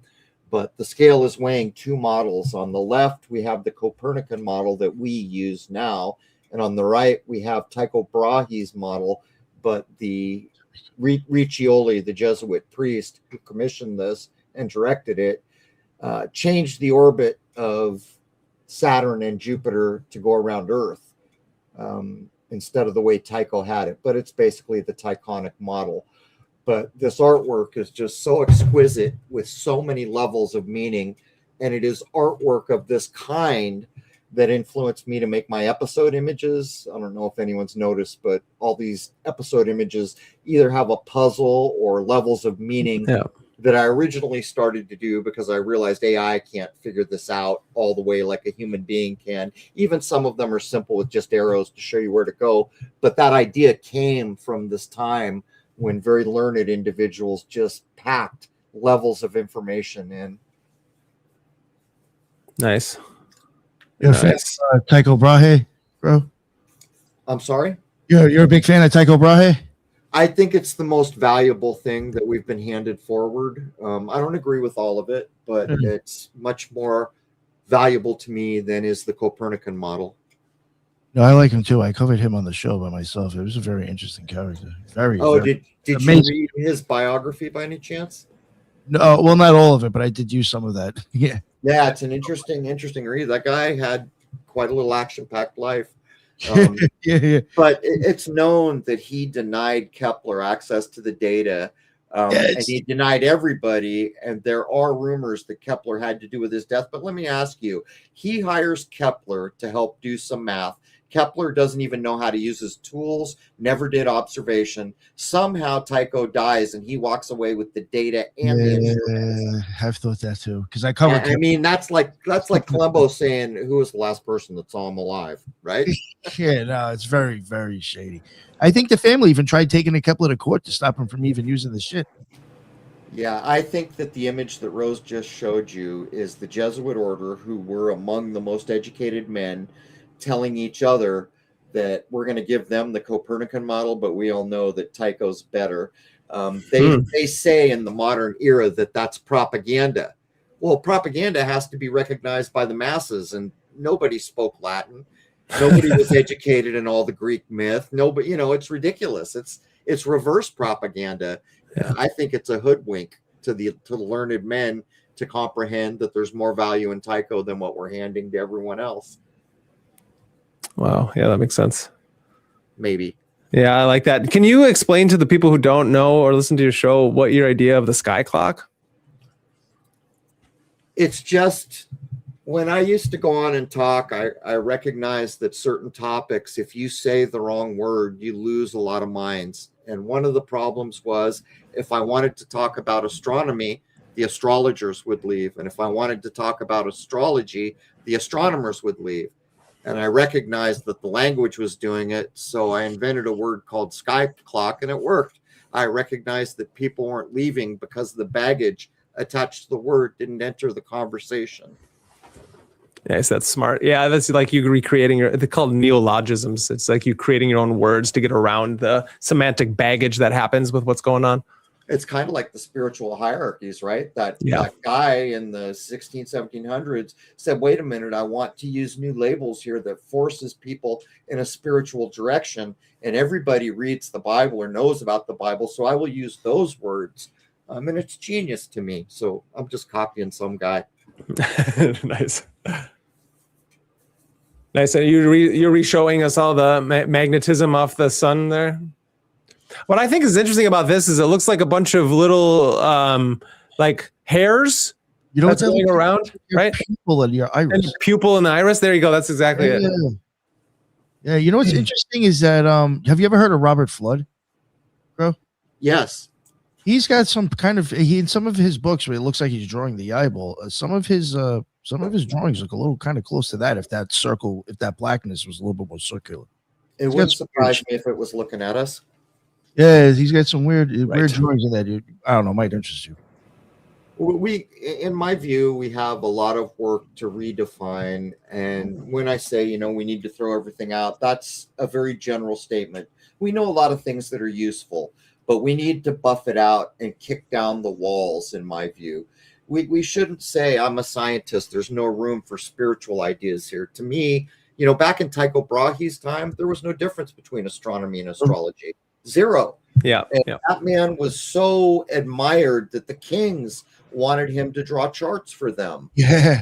And by the way, Tycho Brahe never had a telescope. It was just about to be invented. When he died, they invented it. And he refined these manual tools that his data to this day is still valid. And Copernicus and Kepler, they used all his work, 777 stars. He refined and refined and refined. And he did that close to nature, right? There's no ingenious lens or something. He's using tubes and pendulums and, carpenter's tools. And look how accurate his stuff was. And, King said, hey, I'm getting ready to go start war with these guys. Can you draw me a chart? And they fought to get that information from him because he had included a wider swath of the creation, not just the material stuff. Yo, he literally had stuff. I'm sure you probably know this, but I'm just reiterating it for other people that don't know. Like then he had like these domes that he had shit that was like stuck into the ground and into the walls. So like even the wind wasn't fucking it up when he was like trying to look through like these wooden things that he was making to try to look at the sky. He realized there was aberration from the firmament. He realized that looking at light through the firmament offset it a little bit. And by the way, did you know that was the biggest observatory in the world, supposedly? Yeah, the Uranoborg, or however you say that shit. And then he had Uranoborg, the muse of astrology, of astronomy, Urania, which a lot of people think Urania is in that image, by the way. I mean, the idea fits, but I'm reasonably sure it's Astrea, Virgo. That guy, he was huge, and he treated everybody on that island too, like with tinctures and herbs. Like he was.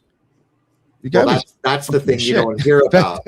See, when you take medicine, like Fortune is a guy, when you take that kind of remedy-based medicine based in nature, and you know how to time it to the sky clock, you're shooting nuclear weapons that aren't nuclear. It's a whole other ball game. I've seen people cured of things that I grew up believing could not be cured. I've been told by people everything is curable except, retardation of certain kinds, brain injuries, but many of the things that I have been told aren't curable. It's not true. The body heals itself if you do the right things. I came across stuff where he even had stuff supposedly. I mean, this is what the source was saying, that even like some of his things around the castle where he planted like stuff, like I guess flowers or herbs, that they were even done like in chunks and planetary. Like these are all the ones associated with Saturn. These are all the ones with Jupiter. Like he even had that growing around the castle. You can still get at that. There are still people that have the knowledge. Like if you take a sun plant, like I think, gosh, I got to remember correctly. I think sage, which is one of the herbs I like and grow, is a sun plant. I remember cannabis is Saturn and maybe Neptune. I forget. It's a couple, but each plant has its correspondent to a luminary. And when you begin to know that, think about this. So, and I don't want to mention again after this, but the data dump, right? I told you it's revelation. It's an alchemical procedure, and we're all being initiated right now. But when did it start? In the spring, right? Real big alchemical productions begin at the spring equinox, a lot of them, and they're timed out that way. So this is what's been denied us. And actually, I have read completely believable and acceptable accounts from secret societies that swear up and down the naming of Mercury and Venus was swapped so that nobody could get it down to the second because of the power that it allowed them to access. And it's not described very well. So you're thinking, well, wait a minute. Does that mean the planet got swapped or just the name got swapped? And I think they're saying just the name, but I read it in more than one place. And Steiner said it, I think, too. So think about that. If that's true, back then, someone was so worried that they could line the sky clock up for some procedure that would be so powerful they needed to swap the name so they wouldn't get it on the money. It's crazy. Yeah, it's pretty crazy. They've done that with, I think, like magicians and their grimoires and different things do that same kind of swapping, so people don't get to the true secrets, so the power doesn't land in supposedly wrong hands. You can have the potatoes, but you're not getting the meat. Yeah. Yeah, it's hilarious. Yeah, nice, fascinating. Yeah. I actually had a quick follow-up to the Uranian comment. Well, there is one way, Crow, to sort of map the tree in Kabbalah so that Keter, the top sphere, which represents unity, is matched with, so not equivalent to, but is, you can say, is linked with Uranus in our cycle. So in our current cycle, it would be Uranus. Uranus has a turquoise and a pink color as far as passage goes. Knows, but that you're breaking up a little bit. Can you guys hear him okay? No, it sounds like he's muffled. No, yeah, you're muffled. Sorry about that. I didn't know if you said Urania or you were referring to the so-called Uranus. Okay. Uranus. What's wrong with my no? I'm making a joke, but I'm sorry. Uranus can be described as related to the highest Sephira, which is Keter. Sorry, I lost my train of thought. It's your mic. I think it might be messed up right now for a second. Give me a second. It's modulating. Yeah, it's going like in and out. It's the tech archons. They've got you. They're gonna hold you, Jin. Yo, I feel like recently with StreamYard, somebody always has a mic problem. There's something wrong with Uranus. There's something wrong with Uranus. I'm sorry. It was a low blow. I couldn't resist. I was being serious. Oh, I'll that's stop. good. No, really, I want to. No, I want please. to hear what he's saying because he's relating it to something that's it's got some weight behind it. Yeah. I apologize for the low brow joke. Oh, that was great. We're all about low bar jokes here. Oh yeah, for sure. Don't worry about it. Are you there, Jen? Oh, maybe not. Is Oh. it resolved or no? He's Sorry, Yes, can you? He's Is that better? like- oh, there we go. For a minute, I Nice. thought you really were Okay. one of the rejects. Apologize. So there is. Sometimes I find that if you leave and come back, it resolves the issue. Yep. If you want to Yeah. leave and come back, I can show a UFO footage from him. This is- Sure. I've done that, Jen. You should give it a try. So it's worked for me before. All right, I'm not going to tell jokes. He was saying something. No, serious. it's totally fine. I'm glad that people bring levity to the situation. It's the best way to deal with technological issues for sure. And Yes. obviously, I am a jokester on the show, as everybody who watches the show knows. I try and drop bars. It's just like low hanging fruit when you bring Yeah, it. there. exactly. Jid, your mic is still messed up. You Your might mic still sucks, Okay, bro. let me go and come back. Let's see the UFO stuff. please. FOU, VGP. All right. Okay, so this is a short I recently made, and so I'm very glad because he has these amazing videos from 10 years ago that nobody sees anymore because people's attention spans have gone down. So now finally people are seeing it again because I chopped it down. Mhm. Here we go. I shot this before it was dark one night. It wasn't all the way dark. And it's a craft with 3 thrusters on it. Oh, what? Okay, wait. I put the maybe I picked the wrong one. Uh-oh. This is showing. Okay, this is you just explaining close-ups of it, but darn it, I picked the wrong short to share. You don't have it? No, I can just get the regular video. Hold on here. Okay. Pro, and then we're gonna click on the channel, and then we're gonna click on the search and go to thruster. Crow, just real quick. Do you think that all of the UFO / orb sighting / all this nonsense is military industrial complex DARPA stuff, or do you think any of it has any merit to actually being interdimensional beings? Let me come at it this way. You're in the middle of the desert, 20 miles from anywhere, and you come across a shack. There's no footprints, no indication anyone walked up to the building. You go inside, and there's a peanut butter and jelly sandwich on the table. Who put it there? Probably somebody from the military industrial complex. Well, I know human beings make peanut butter and jelly, so I'm going with that.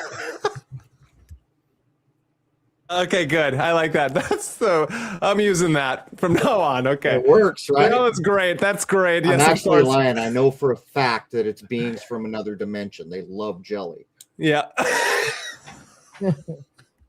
So you can see the 3 thrusters right there, right? This thing just kept falling and falling. And by the way, I'm on my 8-inch telescope, and they're not made to track moving things. So I'm doing this by hand. Holy shit. And it's reversed and flipped, right? Oh, wow. Yeah. So I lose it a couple times, but I do get a pretty good shot at it. And it's absolutely a craft of some kind with 3 discernible thrusters blasting. Yeah, you can see Almost it like blasting. the whole Apollo hoax. It looks like that. Like the little lander thing with 3 thrusters. So that could be like a satellite from another thing, or are we thinking it's an in and of itself? We don't know. It's Posted this. Everyone and their brother tried to match it with launches and everything. As far as I know, nobody found anything. But I mean, if it is the military-industrial complex, that would be expected, right? Yeah, or China. China's got all kinds of stuff up there that no one ever wants to talk about. So they say, yeah. Here's the inverted image. So now the thrusters are black. Oh, we got Jim back. Jen. Are you there, Jen? Yes. How is my mic now? Ah, there you go. You sound intelligible. Yeah, that was bad. Thank you, Jen. Appreciate it. I was going to plug it into AI know. So, Jen, do you want to ask him that question? It's not really a big deal. I just was trying to tie into Uranus and Tycho because there is a way to sort of connect them if you associate Uranus with Keter. So you could say that there is like sort of interchange that happens between, like there's a path between them.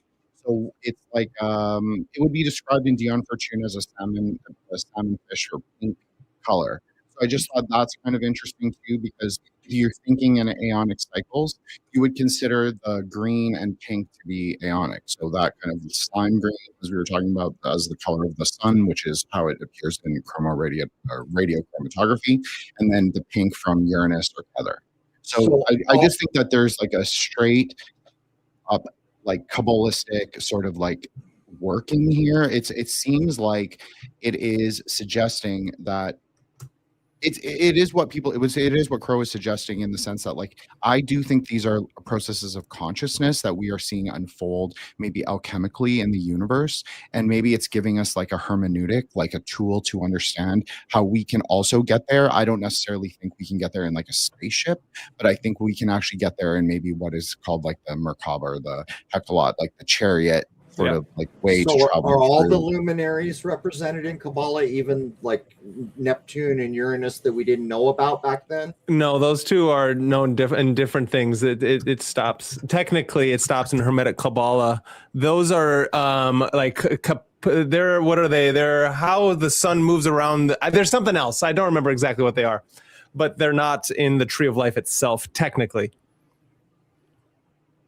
Because the old idea of the seven in the old like natural sciences, or what people call alchemy, the ones we could see with our eyes, that system is very tight when you do something simple like, again, the colors broken out of white light. You know, it's typically 7 of them, 7 days in a week, these ideas. But the same people who use these systems recognize Uranus. They just say that it's not really a major influence quite yet on where we are. I don't know whether that's right or wrong, but I was interested to find out if that very old system included those luminaries before we supposedly knew about them.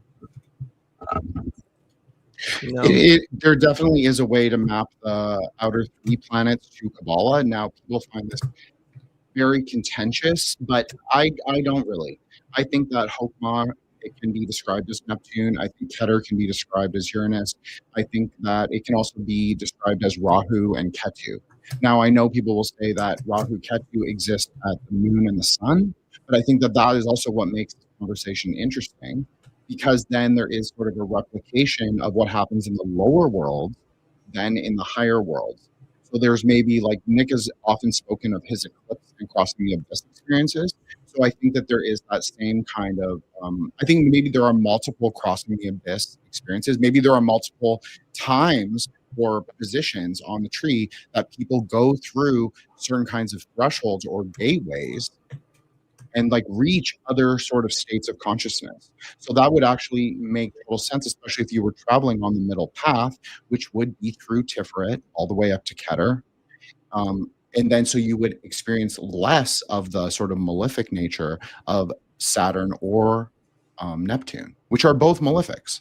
And I think that people way underestimate the sort of nature of Neptune. Neptune is of the nature of the imaginal, meaning that is often people will talk about drawing things down, like ideas, narratives, words, stories in particular, and placing them together in a grammar. So they will take like sort of like deity forms or mythologies and sort of rearrange them and reposition them to be expressed in the world, that then people will sort of take on as new religious formations. And because they have the nature of Neptune, they tend to be very extreme. They tend to be very much about millenarianism, saviorism, and sort of the way that how to change the world, things to how to change the world, like utopian or dystopian ideas. So I would say that what you're saying is more interesting to me simply because it sort of removes those things as a factor. Well, yes, go ahead. Well, there's an interesting point of view, like on the malefic idea of Saturn. I have seen it expressed in this way. Where we are, Saturn's absolutely a malefic. But then if you go back to like the idea of King Saturnus and the original founding of Rome, the idea is that was a golden age under Saturn. And the reason is because if you don't have all these lessons to learn and you're doing it all good, then the opposite of Saturn becomes true. The idea kind of being that we have all these things to get right, and we're going to get wrapped on the knuckles until we do something along those lines. Yeah, I think it's something important to remember, like the individual amongst it, when we're speaking in an astrological sense, that how we as an individual in our charts move in the world actually matter to the just as much as what the planets represent in and of themselves. Because them representing things in and of themselves is really tough without the individual amongst everything on that chart. So, interesting enough. Rose, did we have anything else that we should show? Well, I do have examples of the wave going over Jupiter and Saturn from the Take Back Space channel. I wasn't sure if people wanted to see that, since that's another example of the wave going over something other than the moon. I don't know if Do you there's have any of the FOUs or? Oh yeah, well, I mean, if you want to show more of your work, there's the. I think they want to see the waves, Rose, but yeah. Let's see it. We could do it all. We Let's can do it show all. the waves, and then we can show the plasma shooting orb and the chem bomb. Carte blanche, man. Let's do it. That's why we're here. Someone bring a bib.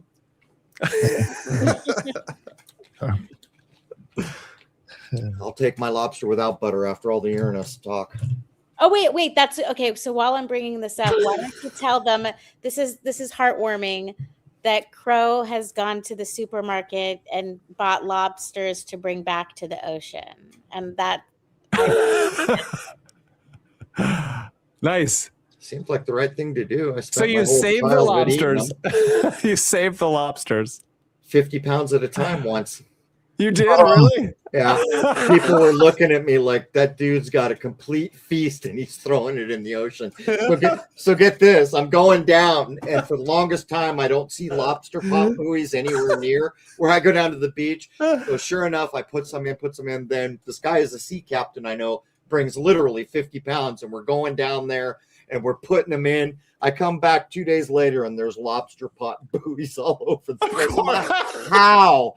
Is there some dude with a telescope on the other side going, honey, I think we've just paid the rent. This is $1,000 worth of lobster back into the drink. Let's go get them. Oh, that's good. That's good. Unbelievable. Do you think those lobsters are domesticated so then they get lost and don't know how to swim?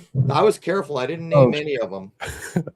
Okay. Nice. Good. You didn't get attached, and I think that's important when you're on a humanitarian mission. Well, there was Lefty, but he was missing a claw. Well, but there's video, and it was really cute because first they dropped one in, and then they dropped in another, and the first one went over to a little cave, and then the other one joined it. So they were probably just like super happy to be free together and just tripping out over being in their natural environment. And who knows how long they had been away, or how if their brains could even compute time the way I am spending way too much time thinking about it. Yeah, we fully thought they were going to duke it out, but they didn't. They just cruised. So I brought a bunch of eels down once too. I took video of that. Eels? Yeah, little eels. When we were kids, we used to go down there and we'd catch eels. We fished. That's why I'm putting the lobsters back. I fished so much and took so many lobsters, and now there's not as much as there was, and I regret not having a better mindset about how much I took and how much I ate. I should have been better at that. So now I'm trying to pay my ticket off. No, I agree with that. I mean, I was young once and had a pellet gun. I totally get you. Yeah. Okay, so anytime I've shown a video with audio, you guys have just kept talking. So I'm assuming you're not hearing it. He can mute it. I can mute it. He can mute it. I muted it. You're good. You muted it. Okay, so the two that I'm playing, they have the music and sounds. So I'm going to start it now. I'm going to mute myself. Thank you.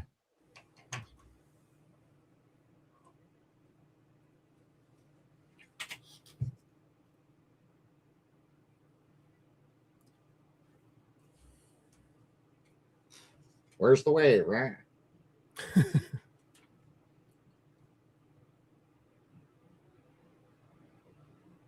Come on now. There she blows. Cupcake Island. There it is. Oh, shit. Yeah, and I think it's important for everyone to, again, know, since we've been doing this for an hour and 48 minutes, to know that that wave is there in a way that's like, no one wants you to know that, because of, if you understood how planets and suns and bodies, luminary bodies, what they actually were, it would help bring you out of the matrix, right? Just as that's like a small summation. So check that last Jupiter one you just saw. That's if you pay crazy. attention, you can see one of the little moons at the bottom left. Oh, There it is over Saturn. It did it over even the rings, yeah. right? Am I crazy? I saw that. The whole Yeah. thing. Oh shit. The The whole whole enchilada.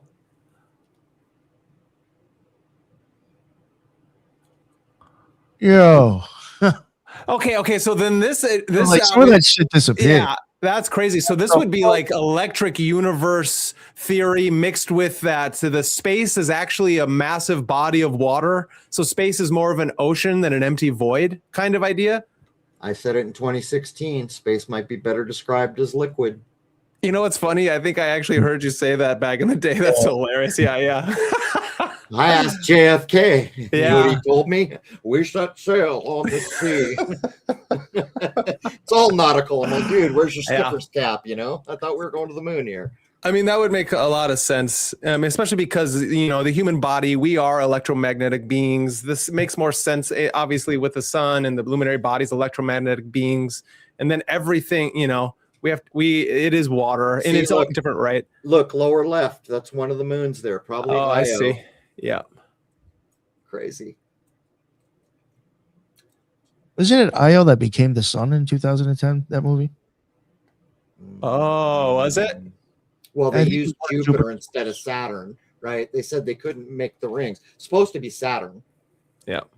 Well, who is it that says Joseph Farrell or somebody like that I've listened to talks about how Saturn used to be the sun, right? That was Well, yeah. That's right. the old Rosicrucian line. The Rosicrucian. Yeah, but exactly. it's not Yep. the Saturn you're thinking of. It is No. it's different. Yeah. But Yep. still. But it means something. It means something Right. that it's like, Correspondence. yeah, exactly. And the idea that the sun can change through time. It's not always the same massive thing that we're seeing, but We're seeing it now. It's pale. Yeah. It's changing it. And look at like the old Hopi tradition. Well, during the first sun, and Right, then there was right. You know, they're acting. It's like the moon. I'm here to tell you, the moon is the most mysterious thing ever, like by a gazillion miles ever. Why do we call it a new moon? Why isn't it just the same old moon? Well, I predicted years ago that when it's new, it's see-through, and when it's very young, at least for most of a day, when it starts to light up again, it's see-through. And there were royal astronomers that got booted out who said, I saw Jupiter through it and other things. So the moon, there is so much to learn about the moon. And by the way, it absolutely plays a role when you push up daisies. oh, for sure. I mean, the moon is a correspondence on the Tree of Life to Yesod. But And they already that's- told you, right? In DreamWorks, the little boy fishing on the moon for souls. You're Exactly. supposed to recognize that he's fishing for souls. And wait a minute. He threw the bobber. I wasn't looking at the moon. That was Yep. the reflection of the moon on the lake. Every Buddhist text says, don't point to the moon. Show me its reflection on the surface of a lake. Yeah, Right? that little boy is Tron, right? The gatekeeper into Hades and into the underworld. He'll hook you up. Yeah, those dad jokes are just popping right now.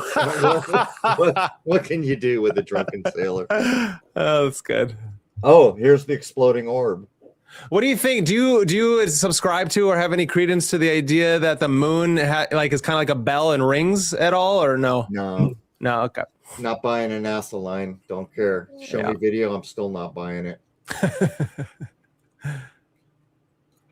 I think Randall Carlson and the people he talks to about things like that. Yeah, you're gonna tell me it ran. Go ahead and tell me what note it played. Right. Okay. I'll reach out once I listen to that.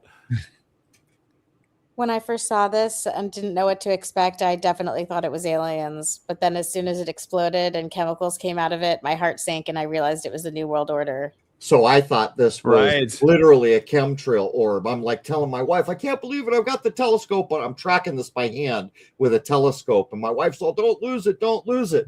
And all of a sudden, boof, it blows up. And she couldn't see it. She found it and she lost it. She's all yelling, where'd it go? Where'd it go? but this rained down, all this crap in this thing rains down on mile Like, after mile what? of houses. What? There's this How little long ago device. was this? That little red device has an antenna and it's blinking as it falls.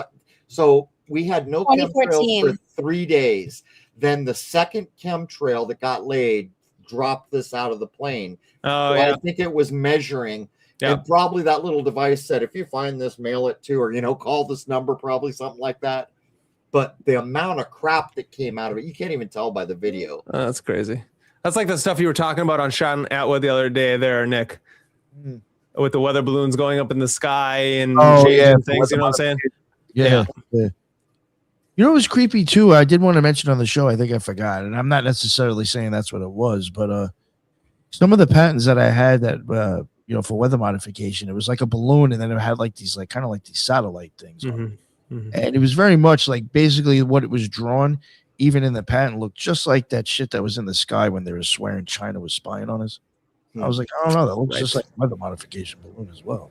Well, this thing had things packed, whatever all that debris is was packed inside, and that little flashing device with a big long antenna on it unpacked when it blew up and fell into neighborhood after neighborhood of houses. It was astonishing the amount of junk that came out of it. Can't really see. There so well. was in the UK insider that was involved in the experiment simply released the name of it, the stratospheric stratospheric aerosol transport and nucleation experiment, which is Satan, right? And so the guys just literally leaked out that this was the name. They didn't say exactly what they were doing, weather modification or something, but it literally says transport and nucleation. Where's church lady when you need her? Yeah. and they've since I don't believe they've stopped releasing the results of the experiment. So well, a bunch of people this last snowstorm collected samples and got it tested. There's some bad stuff in the snow. Yeah, in certain places, it's just toxic. Heard that from a lot of homesteaders. Yeah, that made that comment. Yeah, aluminum, barium, and strontium. It's so far beyond that. I mean, radioactive material, biological bacteria, synthetic stuff, poisons, metals. I mean, it's just like, holy. Yeah. Let's play some Zeppelin for them. Your time is going to come. I got the shooting orb up. All right. This is the most vexing clip I ever shot. Used to be back in the day when we saw chemtrails, quite often we saw these little orbs. They're little balls of light. This day, they were all over the sky, and I had this cheap, crappy camera, and my wife said, go get the telescope, and I said, I'm afraid by the time I get it set up, we'll miss them. Yeah, so I'm using this little crappy handheld. What you're going to see is one of these little balls of light. That last thing that blew up, I thought it was one of these, but it wasn't. Anyhow, these little skyfish things were flying around. Never saw them before this.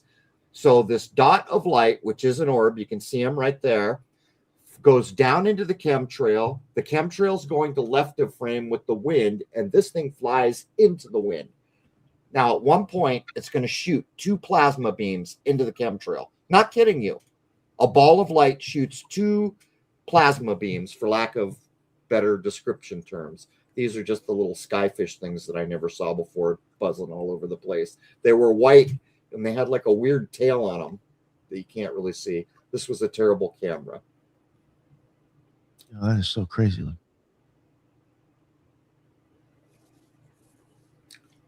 Okay, here we go. I think. Should I forward it a little bit? I'm not sure yet. I don't even see the orb yet. Usually it's more interesting anyway when you're doing all the zooming in and contrast changing. Yeah. Because I've got it muted and you're probably just talking. Go ahead, click forward a little bit. Okay, there it is. So there's the little orb right above the chemtrail, just a little to the right of center. See the little light dot? Yeah. That's an orb, a real orb. and they look like little balls of plasma light or something. This thing, like the chemtrail is being blown to the left of frame. This thing's going to fall in to the chemtrail and then go against the wind. And I'll try to tell you as best I can when it's going to shoot the plasma beams. But look, it's meandering. It's clearly under intelligent control. There's a couple camera. Okay, as this piece of, get ready. Look at it very carefully. You're going to see 2 plasma beams come out of it right there. Right there. Oh, shit. And I think watch this. Now you can see it. See that? What the hell is that? It's a ball of light shooting little laser beams. Yeah, some Star Wars shit. For crying in the beer, how do you describe that? I wonder if that's like a drone and it's weather modification. Yeah, this has nothing to do with peanut butter and jelly sandwiches. Definitely not. No, this is definitely jam. This is like preserves. What's vexing is that you put a circle at the place where we don't see it anymore under the assumption that that might be a target. I got bored. I had to mess. Yeah, I was just messing with you.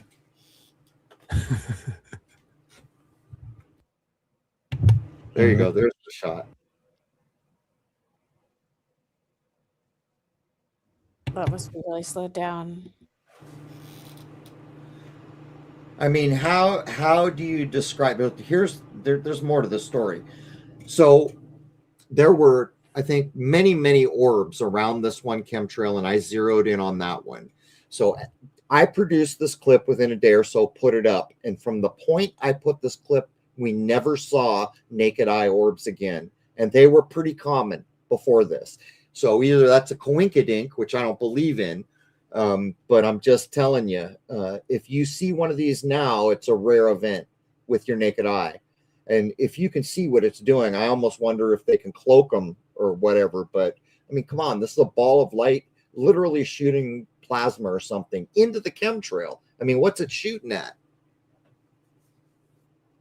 It's really weird.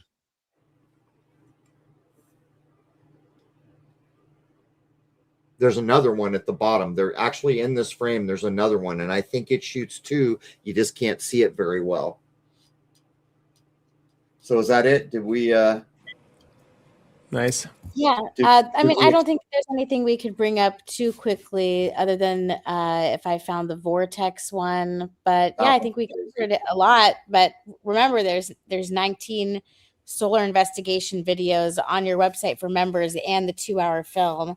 And then, of course, all of the clips posted at the, so let me explain that. So Crrow777 radio is where all Crrow777 stuff goes. And the reason for that, if people want to say, oh, you're a money grubber, let me tell you something. We struggle to pay our bills.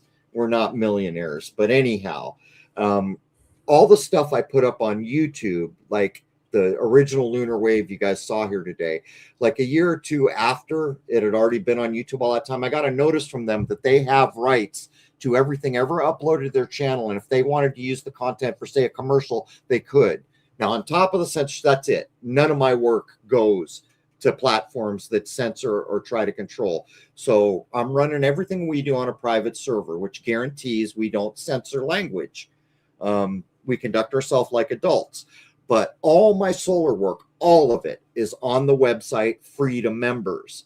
I filmed the lunar wave in front of the sun. So now there's a solar wave too. And that footage is available for members. So I'm just explaining to you why we do it the way we do it. To me, censorship is the definition of evil. It's not meant to protect anyone of anything. It is to control human thought. And I got news for the people who think that's a good idea.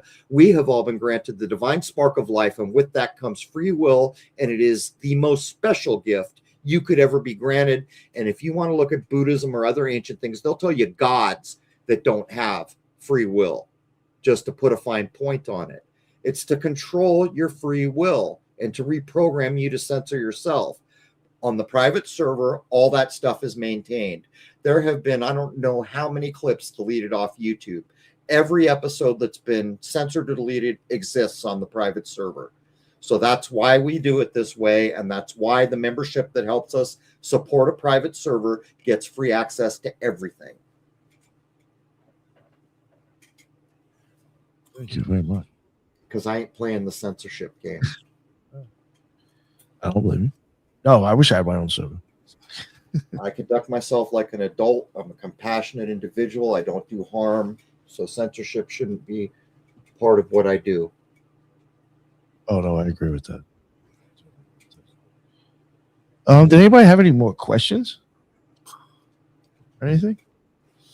Jen, you got anything? Nothing? All right. Well, we're in overtime. I think I'm getting time and a half now, right? Yeah, no, we're even over here, right? I think we only had him till 9, so yeah. We're gonna have to What do you mean I'm not getting paid? That was volunteer. That was community service right there. Thank you very much for both of you coming on. That was some wild. Thank Rose, man. She keeps the engine moving. Yeah, Yeah, thanks for thank you, having Rose. us. It's really fun. Hell yeah, no, it really was. That was some. I'll actually have to go back and rewatch this.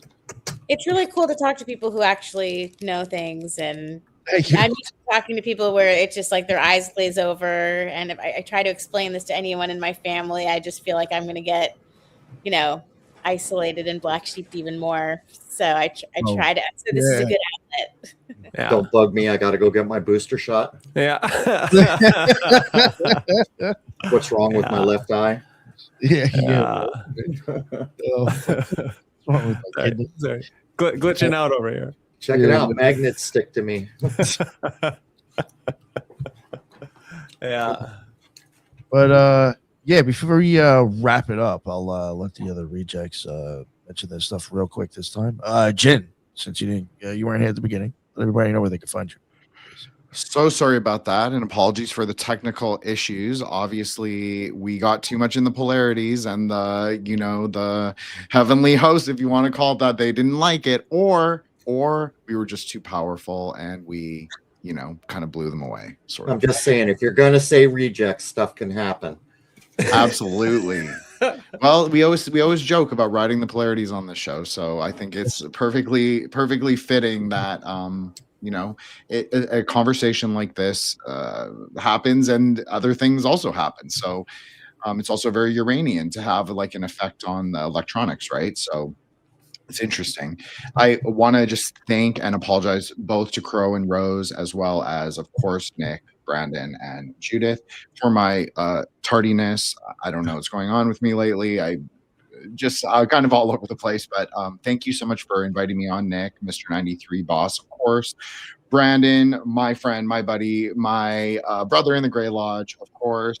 He didn't really know he was getting added, but he's part of it now. So Judith, of course, I love working with you. Thank you so much for coming on. And Crow and Rose, it was awesome to meet you after all these years of like hearing you on other shows and like your own show, and just like all the peripheral sort of like interactions we've had. I appreciate it very much. And I thought this was a great show and a great presentation. So if people want to find me, they can check me out at Wukong Reborn, WUKONG Reborn, or at Threshold Saints on Spotify, Apple, IG, and Twitter. You can follow the show account, or at thresholdsaints.substack.com. You can also follow the Gray Lodge at The True Gray Lodge, TRVE Graylodge.com, where you can follow all of the brothers. And you can see what we're up to on Friday, February 13th, which will be Will as the Cause of Fire, which is an exposition on the Gnostic Seth, which will be aired live on X, but also recorded to YouTube. So like and subscribe to our Gray Lodge YouTube channel. Thank you again. Amazing show. I'll catch the top 50 that I missed in after the playback. And it was amazing. Thank you guys so much. Appreciate it. Have a great night. Thank you, Jen. Appreciate you making it anyway. And it was good to meet you, Jen. You're likewise. Thank you so much, Crow. Appreciate it. And you, Judith? What's going on? Yes, first, thank you, Nick, for having me on. I'm very happy. Crow and Rose, it was a pleasure, enlightening, and I find the work that you're doing very prophetic because how it aligns with spirituality. And thank you so much for doing this work. I love it. We're We didn't hear resonating. I enough can from feel it. you. So, like, I hope that we can come back and hear more about what you do and just keep the conversation going, because that's what we want, is not to just repeat the same thing over and over again. But someone on the panel said, you know, we if we get, oh, maybe it was Crow, if we get more people thinking about things, that will help move things forward. So we want more people to add their brains to the concepts and then help us to shed away that which is not true. Because the one thing about this community that I think I would want everyone to focus on the most is the ability to let go of information once they find out that they made a mistake. Because unfortunately, after about 10 years, it came to a point where people were, they had the truth hit them in the face and they ignored it, and it broke my heart. So I just want to be a crusader for acknowledging, and that will be the most heroic thing one can do, is admit when they've made a mistake. Well, thank you both. Yeah, well Both said. for coming on. So, Judith, did you say where people can find you? Oh yeah. Oh, I'm sorry.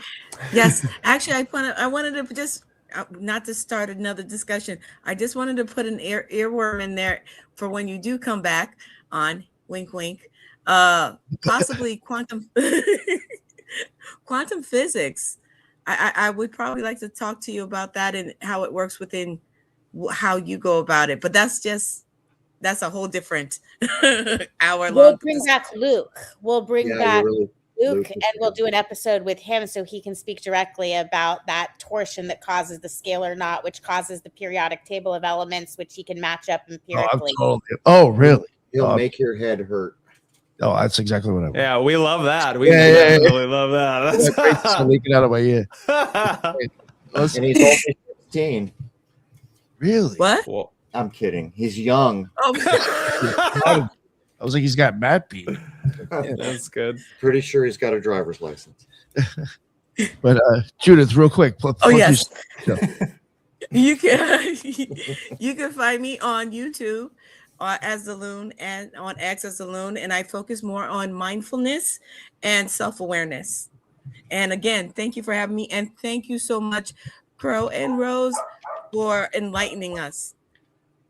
Oh, thank you guys for having us on. And in the chat, I'm actually going to write the address to the private server so people can come join us with free speech rules. Rules will probably be better than I forgot the W's. That's okay. I think that's actually 666 in Hebrew or something. So maybe I did okay. No, I forgot the W's.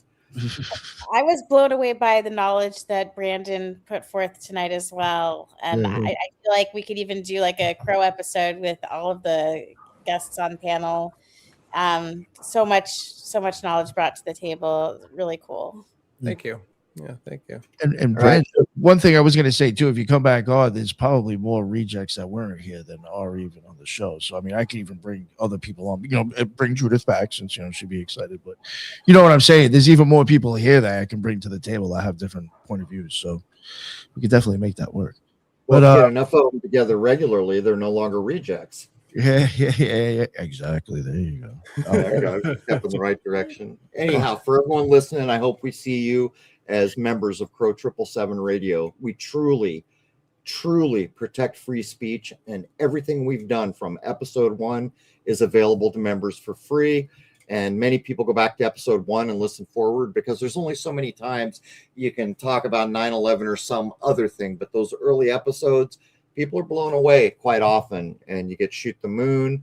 And the only access to my current solar work is on that website, because Google ain't getting its little stanky fingers on anything of mine anymore. So if you see something on one of these platforms, you're looking at a pittance. It's not the meat and potatoes. It's probably not even the whole potato. You definitely won't see 44 Death Doors that episode. Get it to an automatic strike. Oh yeah, we did 44 Death Doors because at that period, cable news was going crazy with the death encodes the way they do. Right. Oh, wait a minute. We got to stay on alive. We're on YouTube. Oh yeah, that's what I don't censor myself on this shit. 44, the unalive code. Yeah. But real quick to wrap it up, Brandon, please. Nice. Well, thank you, Nick. Thank you, Crow. Thank you, Rose. You guys I've been waiting to hear and chat with you for a long time. So I'm very grateful that you came on to not only Occult Rejects, but then that Nick allows me to come on and also chat with you, because the Occult Rejects are talking to all people, which is why I like what Nick's doing so well. And it brings people in from the, the more hated term conspiracy, alternative knowledge, alternative history, all the way to the occult style. So it's a beautiful thing. And I just can't thank you enough, Nick, every time we're on doing this thing. As well as Crow, you're kind of one of the goated oats out there of truthers trying to red pill the world. So I thank you both so much. Well, why do I got to be a goat? You can you can be whatever animal you want, Crow. That's amazing. You can be GOAT, greatest of all time. Let's do it. Thank you, everyone. Go subscribe to Magus in the Media, where we break down all the things: literature, anime, comic books, music, and all of that's coming at us to show you that there is magic in the world, and there is meaning in this postmodern nonsense. And with us all together, we can break free from the Matrix. That's all I got. Thank you, Nick. Thank you, Crow. Thank you, Jin and Judith and Rose. What a beautiful night, huh? Nice to meet you all. Thank you guys so much. Yes, Crow, don't be a Toys R Us kid. Get oh, it? there you go. Oh man, can we go back to those days where I go with a Nintendo game or some shit? I drink Dr. Pepper and I'm proud. Memories, man. Fuck. Do you two want to just? I know you've mentioned it plenty of times, but just before we wrap it up, do you want to plug everything one more time? All right, Rose, you want to do it this time? Crrow777radio.com, Crrow777radio.com. If you become a member, you get access to over 1,400 hours of radio and plus 19 solar investigation videos, and a video episode that covers the movie Michael with John Travolta, showing that he isn't an angel but more of an angle of the sun, zodiac, wink wink, and a 2-hour film called Shoot the Moon, featuring all of the telescope work, a lot of which you already saw here tonight for free, but with beautiful music that was orchestrated by an LSU professor. So you can see the trailer on the website, and if you want to join, we would love to have you, because we have a whole private forum where people can say anything they want, and it's not on a corporate platform. Damn, she's way better at that than I am. I was just going to say it's content with balls, and if you've got like a scrotal lacking, you can go there. Yeah, Rose, you killed it. Yeah, nice. That's why you need a producer, Crow. That's great. That was awesome. That was awesome. Yeah. But yeah, thank you both again, and I really look forward to having a conversation with you both in the future. This was really fun, and that was some wild shit you brought to the table. So thank you both very much, and thank you everybody in the chat. That's what's up. A lot of people here, a lot of people chatting it up. That's why we go live. And until the next one, everybody be well. Later. Ciao, man.